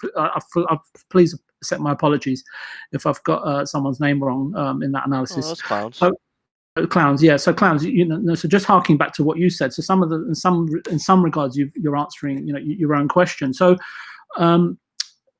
And as I said, I think that, you know, Google's a really good place because there's Jade Raymond and Shannon Studstill over there and so on and so forth. But it's just down to someone like Gabe at the end of the day. It comes down to the pitch, whether he's more interested in how his baby's going to be taken forward in terms of vision, creativity, and leadership, or is it really just down to, you know, the numbers or the zeros that are going to be on the check? I have no idea. I don't know the guy, right? I don't even know Yves' motive. Actually, Yves, I would say, is more motivated by zeros, and Gabe's is probably more about, you know, what's the future of entertainment, you know, once he takes a sidestep. It's not like it's going to happen tomorrow. These guys like Phil and Ryan and all that work for these mega corporations, those guys plan 5 to 10 years ahead, right? You know, so on and so forth. I don't know if it really answers your question, but I go all the way back to the beginning when Dreadpool says, you know, let's just let it all be a surprise, you know, however these acquisitions pan out and so on and so forth. I'm sorry I can't really offer much more on this specific topic. Have I kind of answered your question, Clowns, or have I totally just muddled it up and got a D+? No. Very excellent work, BJ. Top-notch quality content. A+++ on that one, BJ. I wanted a gold star. Oh god, maybe next. Damn it, VJ! It's an A+ or gold star or goldfish. God, sorry, it just must be different over the pond. So. That's okay. I'll give him the elementary check plus grading system. Check plus. VJ gets 5 pizzas out of 5. Oh my god! Just one slice. Just one slice. You get all 6 slices out of the 6 slices. 10 breakfast teas and 18 crumpets. I've got a question for you. Sorry, go ahead, Midway. Oh no, you go first. Say you're a PlayStation guy, right? I know you're not, right? Say you're a PlayStation guy, right? And I don't know, say the next Doom comes out, Doom 2023 or whatever, right? And it's in Game Pass, right? And you see it, they're sitting there free of charge. Well, in quotes, right? Free of charge, $15 a month or whatever. And then Xbox say, you know what? We're going to release this 2 months later. It will be coming out 3 months later on your PlayStation, but it'll be $70, right? How does that, and you're a PlayStation guy, right? You look at Sony and you think, what's going on here, right? And I think in one fell swoop, Xbox just endear the whole PlayStation fan base to them, right? No, I agree. Some may just turn their back on it, but it does all of a sudden set up an interesting scenario. Like Xbox fans are getting treated this way, and hey, you can play it for free if you're in our ecosystem, but if you're on another one, it's going to cost you $70. How would you feel about that? That it would cost an extra $15? No. If you're a PlayStation guy, right, it's going to cost you. Or if you're an Xbox guy, it's going to cost you nothing. But you're a PlayStation guy, and one of your favorite franchises, Fallout, Starfield, whatever, right, comes out, and you've got to pay $70 for the privilege on your ecosystem. I mean, I would be disappointed as a gamer, but I would understand that kind of like the cost of doing business. It's kind of like why I went out and well, not the reason why I got Avengers on PlayStation was because I had some credit there, but it just was more of a reason to buy Avengers over another game because of Spider-Man. So I understand, the business aspect of things, and I don't hold grudges against companies. Sometimes I think, things might be not fair or anti-consumer, but Yeah. at the end of the day, business is business, and they're gonna go do what they need to do to make money because, I mean, that's how capitalism works. Not that I agree with it all the time, but it's just how it works. If I want Dredge Pool's extra Greek crust on my pizza, I need to pay extra for those ingredients that he Oh my- puts in there. Is that a thing? Yeah. Is that Yeah, actual? yes. Yeah. Oh my goodness. Oh my Yeah. But- goodness. They PJ's slobbering over have, there. have you ever heard of Fairweather Fans? No, I haven't. Okay, I'm we have those when it comes to sports or anything, right? And basically, the team that's winning, that's where they go. That's Right. who they root for, as if they never rooted for the other team. Oh my Fair weather. Okay, Fairweather Fans. I see. Okay, so that's what's going to happen again. Just like Right. in the 360 days, everybody was all about PS2, and they saw what 360 was doing a year ahead of schedule, and they said, you know what? Instead of waiting for a year to get my PS3, I'll get the 360 now. And a lot of those people became fans of 360. But you also had the ones that went back to the PS3. Same thing with the Xbox One. They were hardcore 360 fans all the way through. Those that stayed. And guess what? Now the PS4 comes out, and they're like, you know what? I'm going there. I mean, they had good reasons, but you have some that just will go wherever it's at, and pretend like the past never happened. I think they've got a word that I think on some of the British podcasts they call them flip floppers, right? Yes, well, it's not just the British. That's what I was getting to. I was going to say we started calling them flip floppers Understand? because now they flip flop back and forth multiple times. Interesting. But that's the hardcores, the flip floppers. When it comes to the casuals, I would still consider them fair weather fans because they're going to go where their friends are. And if the flip floppers are going and that's where their friends are going, that's where they're going to. They're not really flip flopping because of one thing or another, other than that's where their friends are. Yeah, I got it. Now, there is something that I want to add to this, right? That I didn't put in the notes, and I'm just going to talk it out and tell you guys this. It's pretty quick, but it's just a minor thought. I don't know if it's going to allude to anything or not. So the other day, I was reading some magazine articles about the recording industry. Most people that heard the early shows probably know that I used to intern for Atlantic Records, but maybe you guys don't know. But I still keep up with the recording industry here and there. And Warner Music Group, which is still part of AT&T and Warner Brothers, somehow got a $250 million private investment to buy original masters. I believe it's at an auction or from a music warehouse, which would give them the copyrights on certain artist songs, lyrics, etc., etc. So, if we all remember correctly, AT&T was like in what, $4 billion in debt, and they want to sell the WB Games division. DC had issues this year with massive layoffs, and they're cutting back on comics as well because they're having financial crisis. So, where did this private investor come from? How did they get the 250 million to go buy this stuff without putting it towards their debt load? Now, maybe I'm chasing a wild dream or a horse here, but what if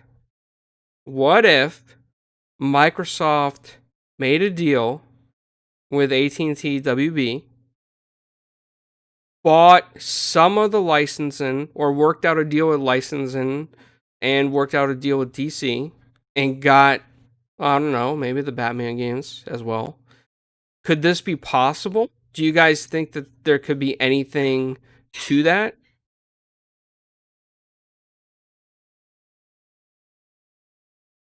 Open for anyone? Anyone? There's All always a right. possibility. I mean, wasn't the AT&T like over 100 billion in debt or close to it? It was like 2, It's just, and they wanted it was 4. like, Okay, yeah. So maybe that's right.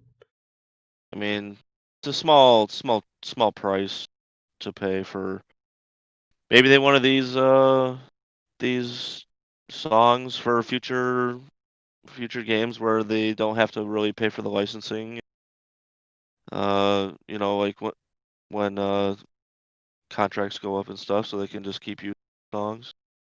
I mean, we'll see. I mean, maybe this is the first step to seeing what else they're interested in AT&T and Warner. But again, time will tell.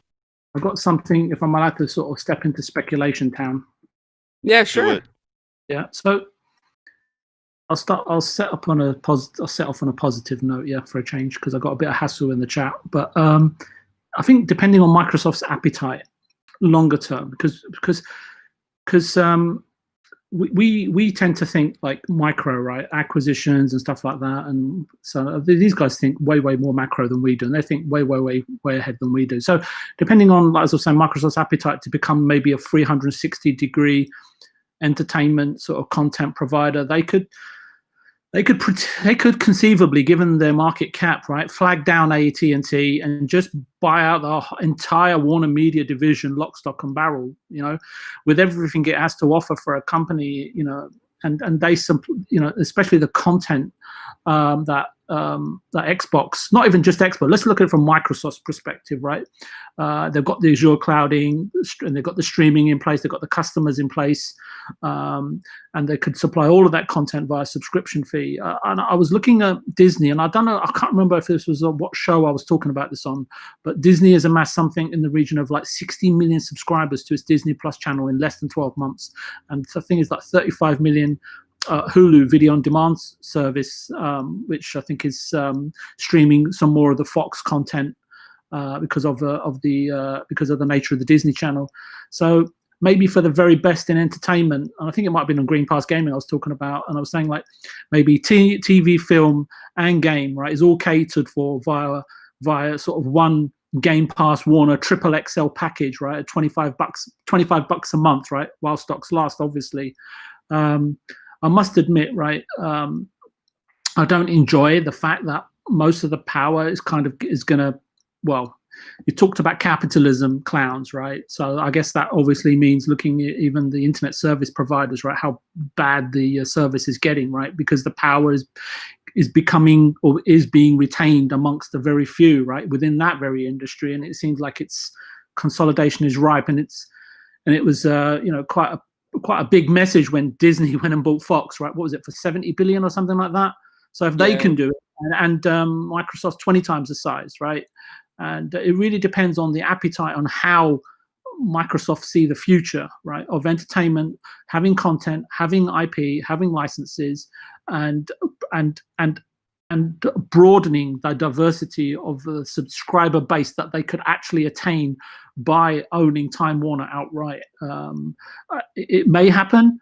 I don't know, but I thought I'd just throw it out there, right? So yeah, I hope that helps. If not, you can cut me off. No, it's good. No, yeah, I mean, it's good speculation. Midway, any thoughts on this? Do you think it means anything? Why does that sound like my visa's been revoked for Speculation Town? No, it hasn't, VJ.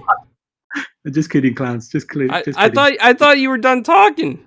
Oh, no, I was, but you know, I sort of wanted like a chocolate lollipop at the end of it, but I never got VJ, one. yeah. You're doing great. You're doing great. After the show, you'll get your treat. Okay. Yeah, my pizza. Okay.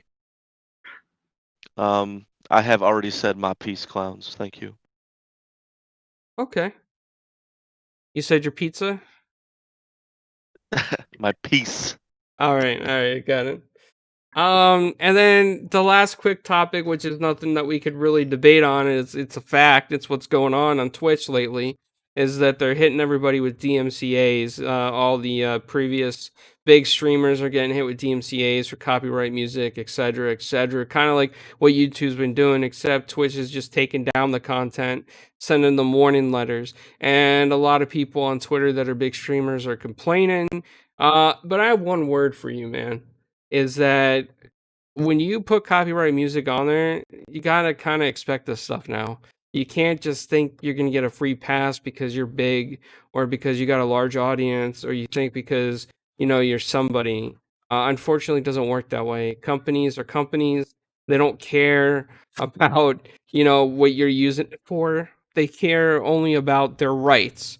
Um, it's a topic I'm gonna follow up on and come back on a next episode or so and just let you know what's going on with that. But anybody on the panel, feel free to jump in. Do you think that you have any thoughts on this? Well, I'll step in first. On the one side, I understand artists have to get paid, and I agree that they need to get paid, but the way that they're doing this for the creators, it doesn't help. They should just let them know, hey, look, this is our new policy, or an existing policy. We haven't been enforcing it. We're going to start enforcing it now. And the best part is, I don't care who the creator is. The fact that no matter how big they are, they're also getting hit. That's the one good thing, because a lot of smaller creators are trying to abide by the rules when the bigger, larger creators are just getting away with, whatever they want because they got that clout, or at least they think they do. And, no one's better than the other. We should all make sure that the creators of the music get their monetization somehow. And that's, I think, also needs to be on Twitch too. If you're going to allow certain things to do that, then they should be able to do the same thing. But Twitch also is now pushing out a what is it called? DRM free music that they have. So they're trying to put something out like that. And I know of other creators that do the same thing. One of them in particular is making his own studio with everything completely free, and he's trying to do it better than anybody else. Even now that Twitch is coming to the market and being a competitor with him, he's still trying to do it for the people. So we'll see more of that happening. So it's not like a bad thing that they're now stepping on toes and saying, hey, look, we're going to start enforcing this, because they should have in the first place. But it's also changing how everything works. And now it needs, now we can have other creators do the similar thing, creating music for people to use, whether it's free or paid. There's a lot of websites out there that you can use for your YouTube channel, and you got to pay for the music. So same thing here. They're doing it for Twitch. Okay, I mean that's fair. I agree with you there 100%. I just think that they can, expect a free pass no matter how big they are. The only thing that has me a little concerned, and I don't think necessarily this is a fault of streamer, but like let's say that you're playing Forza Horizon and you got a clip out there.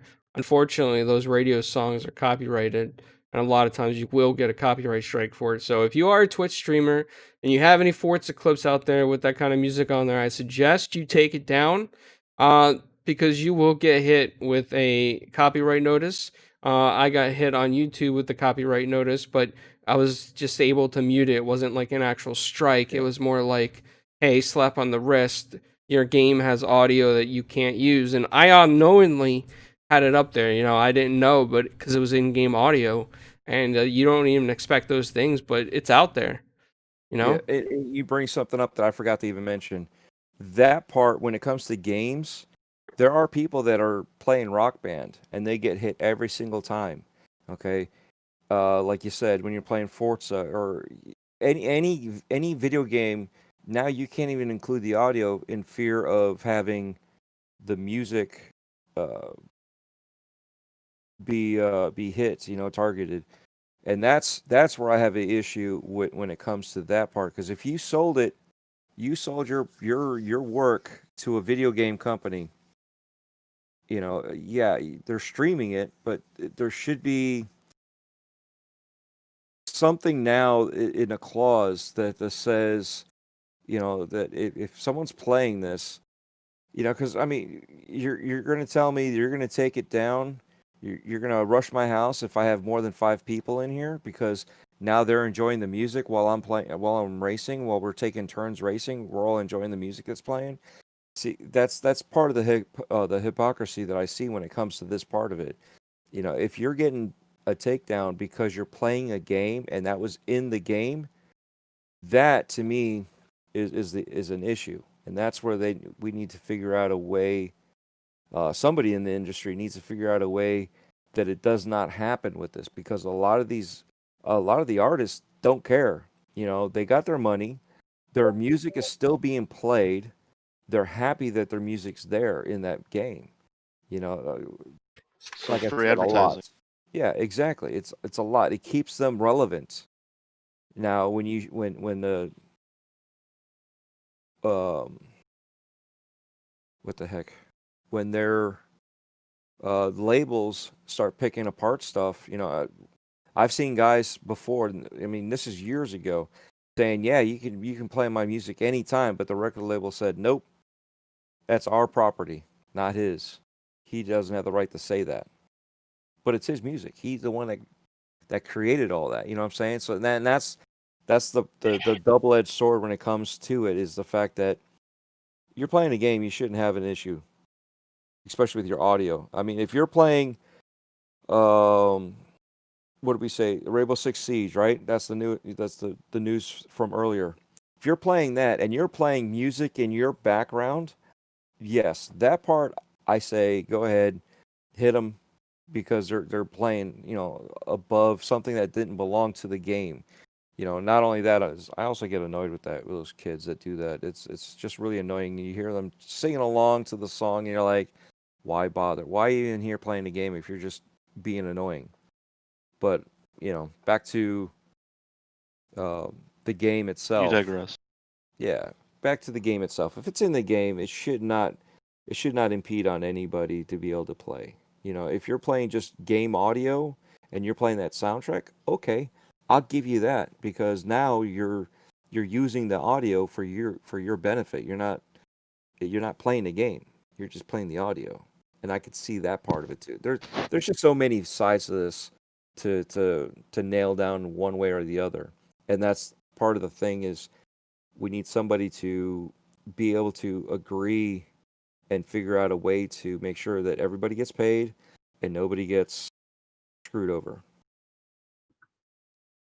Yeah, I think that was very well put, Dreadpool.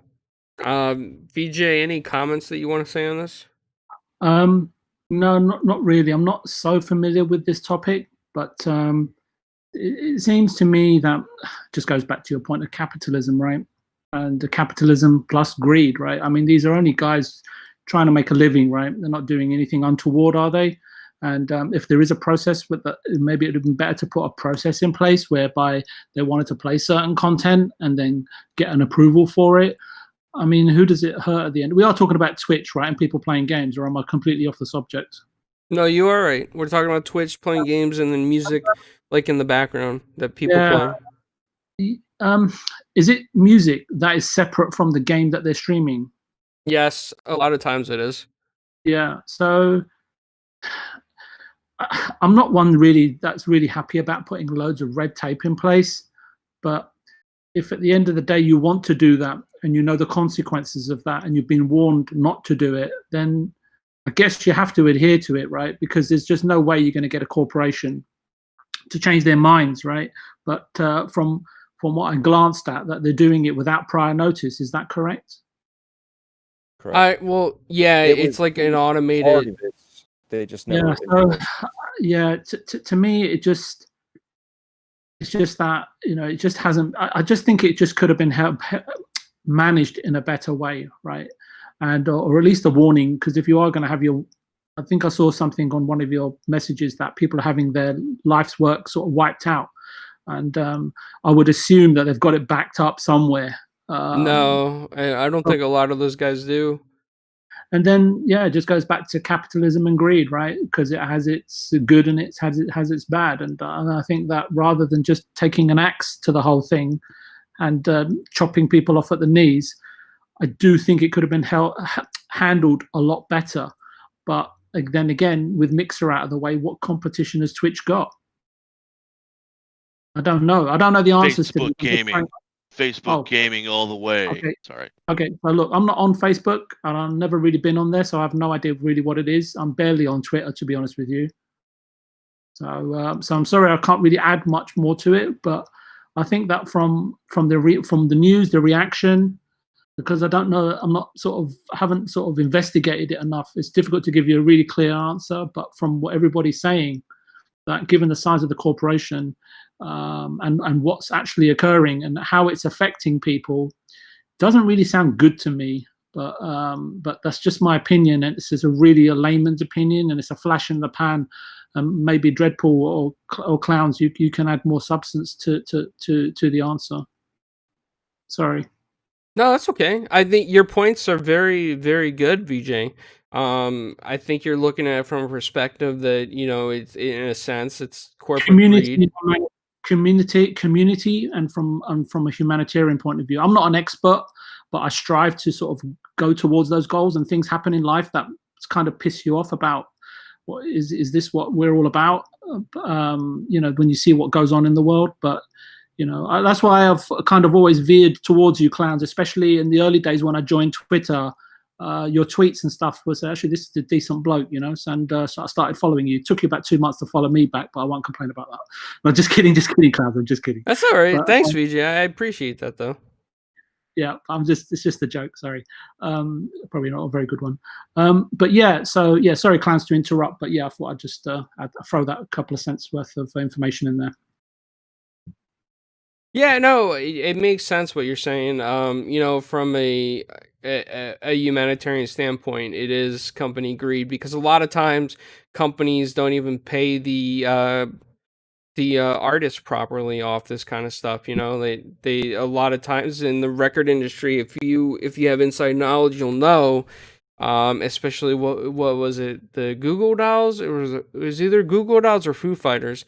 When they first started becoming big, the record company gave them a loan, right? And so basically all the sales that they made went back to pay the loan, and they almost went bankrupt because the record company was making millions upon millions while they were paying back on a loan that they were given up front for their music. And this happens all too often, and people just don't know the story like this. They don't know the truth behind some of the stuff that goes on.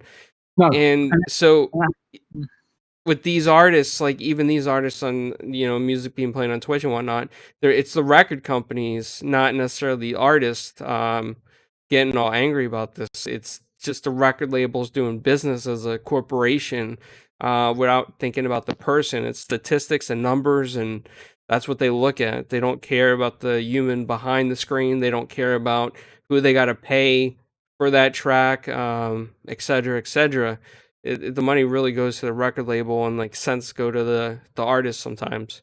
And that's just how it works. Unless you're a major artist like Ariana Grande, I'm sure you have people that work out your contracts and you know what you're doing at that point. But other than that, it's, breaking in is not always fair. I've heard the same from other female artists too, that they had to sit there and pay back their loan. So it's not not banned. are you talking about? Are you guys talking about advance against royalties? Yep.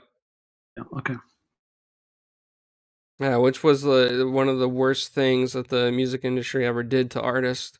Put a lot of artists in a tough spot, and nowadays artists are getting known through their own YouTube or TikToks or whatever, and it's a little bit better.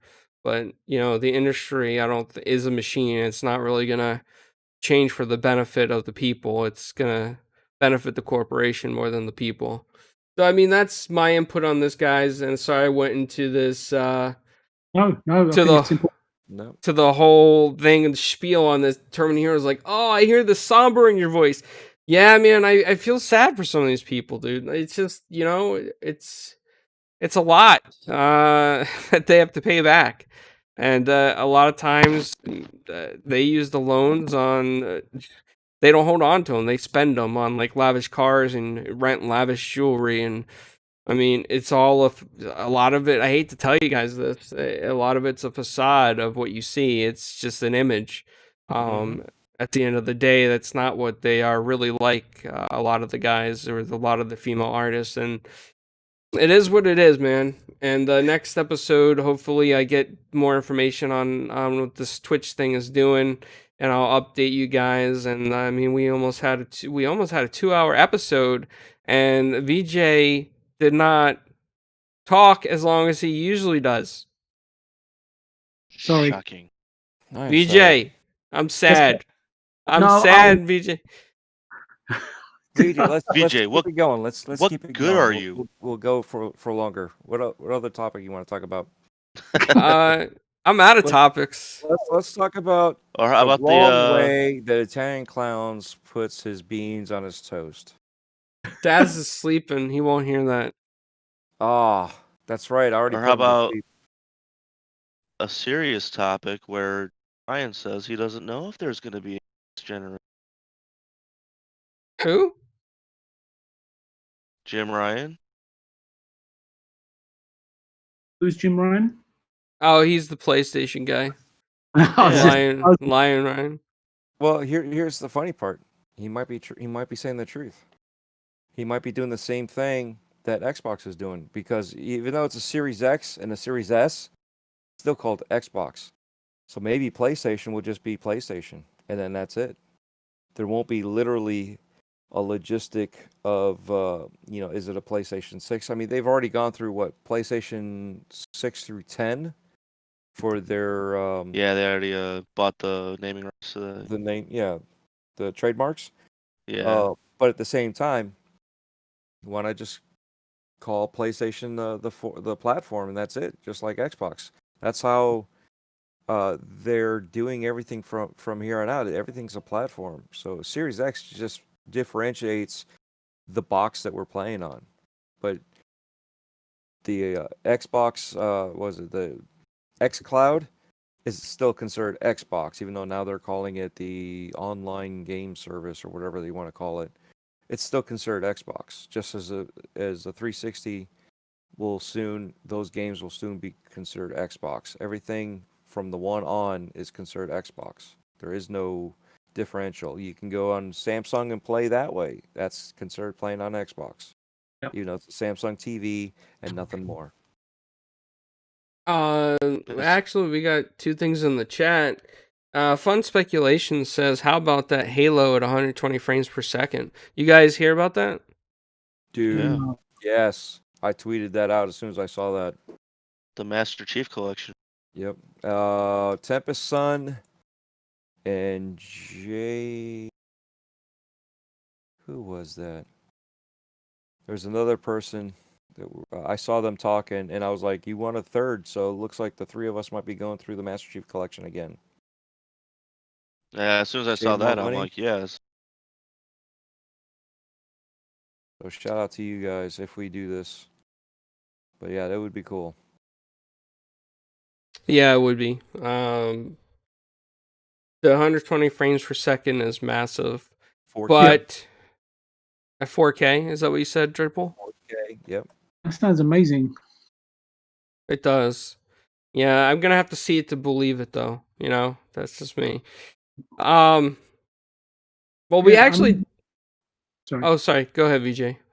Yeah, I was just going to say, it's how times have changed from being a gamer in the 90s. I had a Neo Geo, I had a Super Famicom, I had a Mega Drive, all Japanese systems. I had a PC Engine GT, I had a Game Gear. And the fun would be, I'd like see a game and like half the text was in Japanese on the cover, but the cover and the artwork looked really interesting. And then, I trust Konami back then, I trust Capcom back then. You trust Nintendo. There was developers back there. Based on their reputation, you would buy the game. whether it was Axley from Konami or whatever, right? Maybe not so much in Sector X from Hotbee, but anyway, my point is that in those days you just never knew what you were going to get, right? In terms of that game, turning up on your doorstep, right? And now it's like we need to know everything that this game can do. Technically, we need to know who developed it, how it was designed, who was the narrative writer, who did the music on it, and we need to see like, sort of like 10, 15, 20 minutes of gameplay, and then we'll decide whether to buy it or pick it up in a sale, or hopefully it'll appear in Game Pass. And that sort of that majesty, that a game cover capturing your imagination, the artwork and so on and so forth. I don't know, some of that magic has just seemed to have just been drained away, or completely extracted from a gamer's imagination point of view. I don't know if I'm sort of talking completely offhand here, but it'd be interesting to hear your thoughts, right, in terms of how you feel that the industry's changed, especially as a consumer from back from the 90s until now. I will say this, as far as my concern with the way the industry's going, I think that in one sense it's going in a better direction, right? We have advancements in technology. We have more ways to play than ever before. We have access to more systems than ever before. We have access to more devices than ever before. We have access to faster devices, better ergonomic controllers, better ergonomic chairs. Everything is more cozy and comfortable to be a gamer today than it was back in the 90s. For example, sitting in a wooden chair, staring at a tube TV with a controller that gave you calluses on your hand, like the Super Nintendo controller if you played it more than 24 hours straight, which I did. So I'm just saying that I think that the way we're going with services, it just gives everybody access to it, right? Now, there is a downside to this. There's a downside that if the internet goes down, you're not going to have access to your stuff. There's a downside that if you get banned, if you violate TOS by accident, you can lose your account. And the only way to get it back is through arbitration. And most people don't even go through the hassle of that.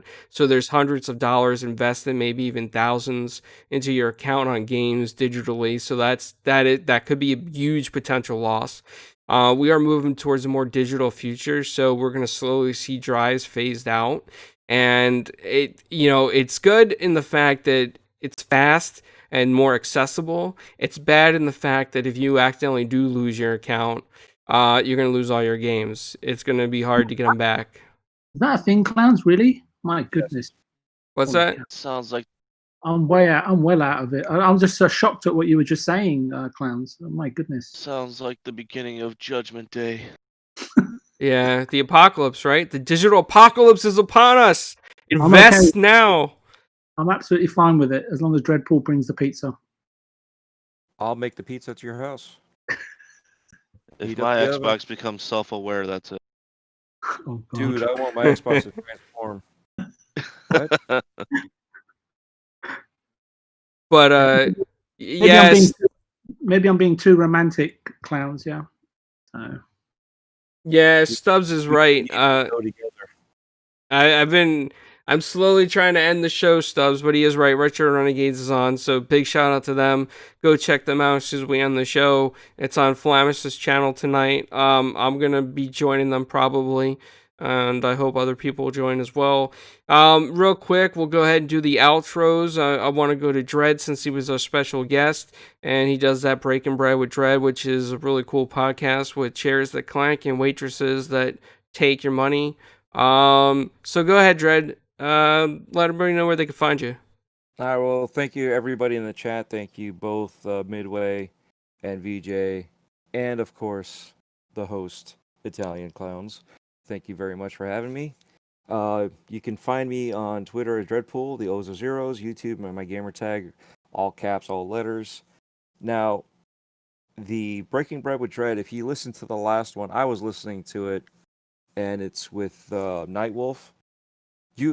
She refills our cups, and it is like the coolest sound because we didn't even think about it. We just put our cups at the end of the table, and she refilled our cups. You can literally hear the ice and the water on one side fill up, and then she goes to the other side. And if you listen to it in stereo, it's a really cool effect. So that's the whole point about this is we get to sit down and eat and talk and you get to hear it in stereo. You get to feel like you're there.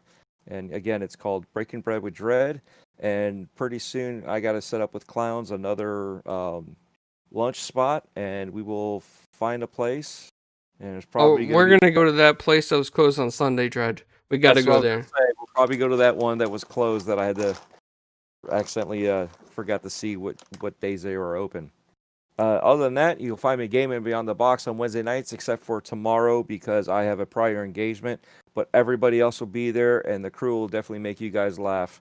Hopefully, maybe pee your pants, from laughter. And I then hope so. and then Breakfast with Boom, Friday mornings at 10 a.m. And other than that, you can find me sometimes here and there helping out Italian Clowns, doing interviews with, well-known Delilah Studios and the head from there, AJ, or an actress like Savon Hewlett that played the Evil Queen on Battletoads. So Clowns has already put up a few shows that are going to be up there, so I'll leave you guys to hunt it out. But as always, thank you. VJ, tell people where they can find you. Actually, we'll do that another time. What I wanted to say, Clowns, if you don't mind, is that I just think that the chat has been amazing today. We've had some really, regardless of what our points of view are, everyone's been just really welcoming and really nice and accepting. And I think just the open-mindedness is just amazing, especially in your specific chat, Clowns. I have to say that. So I think you attract really good people, and for me, that really in turn means a fantastic vibe for your show. And not to say that Midway doesn't do that for you, and you're getting your carefully selected guests, even if they're munching on pizza and talking about hosting additional shows with just food and drink on the table, is just devastating, to be quite frank with you. But I'm just kidding. But yeah, no, I really appreciate it, Clowns, and I thought I'd just share that with you. And it'd be great if we could give a few people a shout out. I think that'd be amazing. But yeah, that's all I really wanted to say. And if people really want to find me, they can find me on this show every Tuesday, as long as you'll have me, Clowns. So yeah, thanks again. Absolutely. I'll bring the crumpets next time you bring the tea. Okay. Midway, where can people find you when you're not working out and looking like the Hulk? I Midway 7 Monster on Xbox Live, Midway 8 Monster on Twitter, and right before the show, I took a look and I actually got 200 followers. Wow! Congratulations!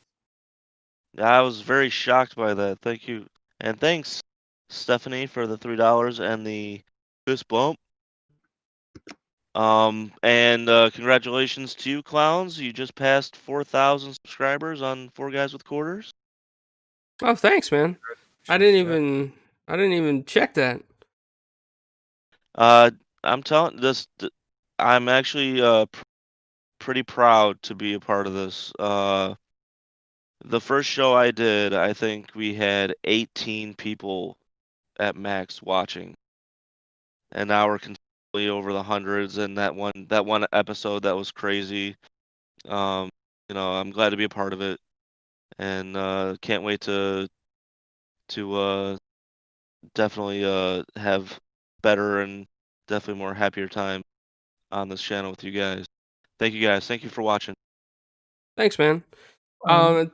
Clowns, sorry, could I just say something quickly? Sure. There was just one member in the community, and he's in the chat now, Stubbs Gaming, and I think he went through quite a considerable ordeal in the hospital recently. So I wanted to wish him well, and but he has come back home, and he is out of surgery, and he's hosting his midweek show tomorrow, Stubbs Gaming, and I am appearing on it again as a guest, and please check him out. He's a bit battle worn, but he's doing his best to entertain the community, even though he's unwell. So yeah, I just wanted to say that, Clown. Sorry. Yep. That's okay.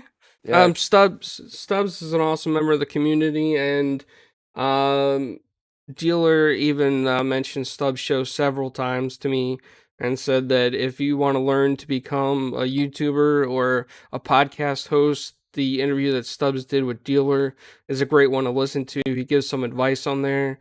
And Dealer actually told me to go ahead and listen to it multiple times until I understand that whole podcast. So yeah, I mean, huge shout out to Stubbs, and I hope you're feeling better, buddy. Yeah, Stubbs is his brother. Absolutely. He's always entertaining for those that know him behind the scenes too. So shout out to him. And without further ado, before we get out of here, I'm just going to do my outro. You can find me at Italian Clowns on almost all social media, 4 Guys with Quarters, just about everything that we are. We're now listed on IMDb as well for the interviews that we did with Siobhan Hewlett, Steve Downs, and I think somebody else. Amazon actually allowed our links in the miscellaneous section and put us as official press interviews, which is really cool. So big shout out to IMDb. That's awesome. Wikipedia approved us as well. They didn't take us down, so we're on there too. And tomorrow we actually have a huge guest on. I don't know if you guys know this, but her name is Kelsey Abbott. She is a writer for Cartoon Network. And she's done a lot of stuff. She's done over 30 something different projects, writing and acting.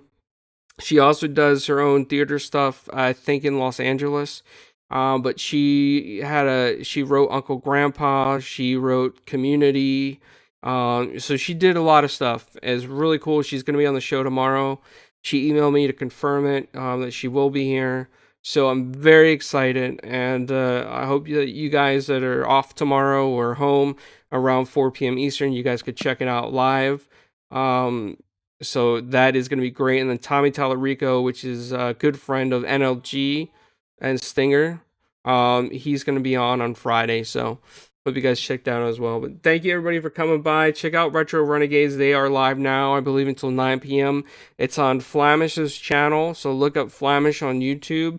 And hopefully his audio is fixed by now. So I kept you in long enough so that you can make sure that his audio is working. But thank you, everybody. Again, it's appreciated. And until next time. And you got a new sub, too. Thank you, Michael. Thanks, Michael. That's awesome. Appreciate it, bud. Deuces.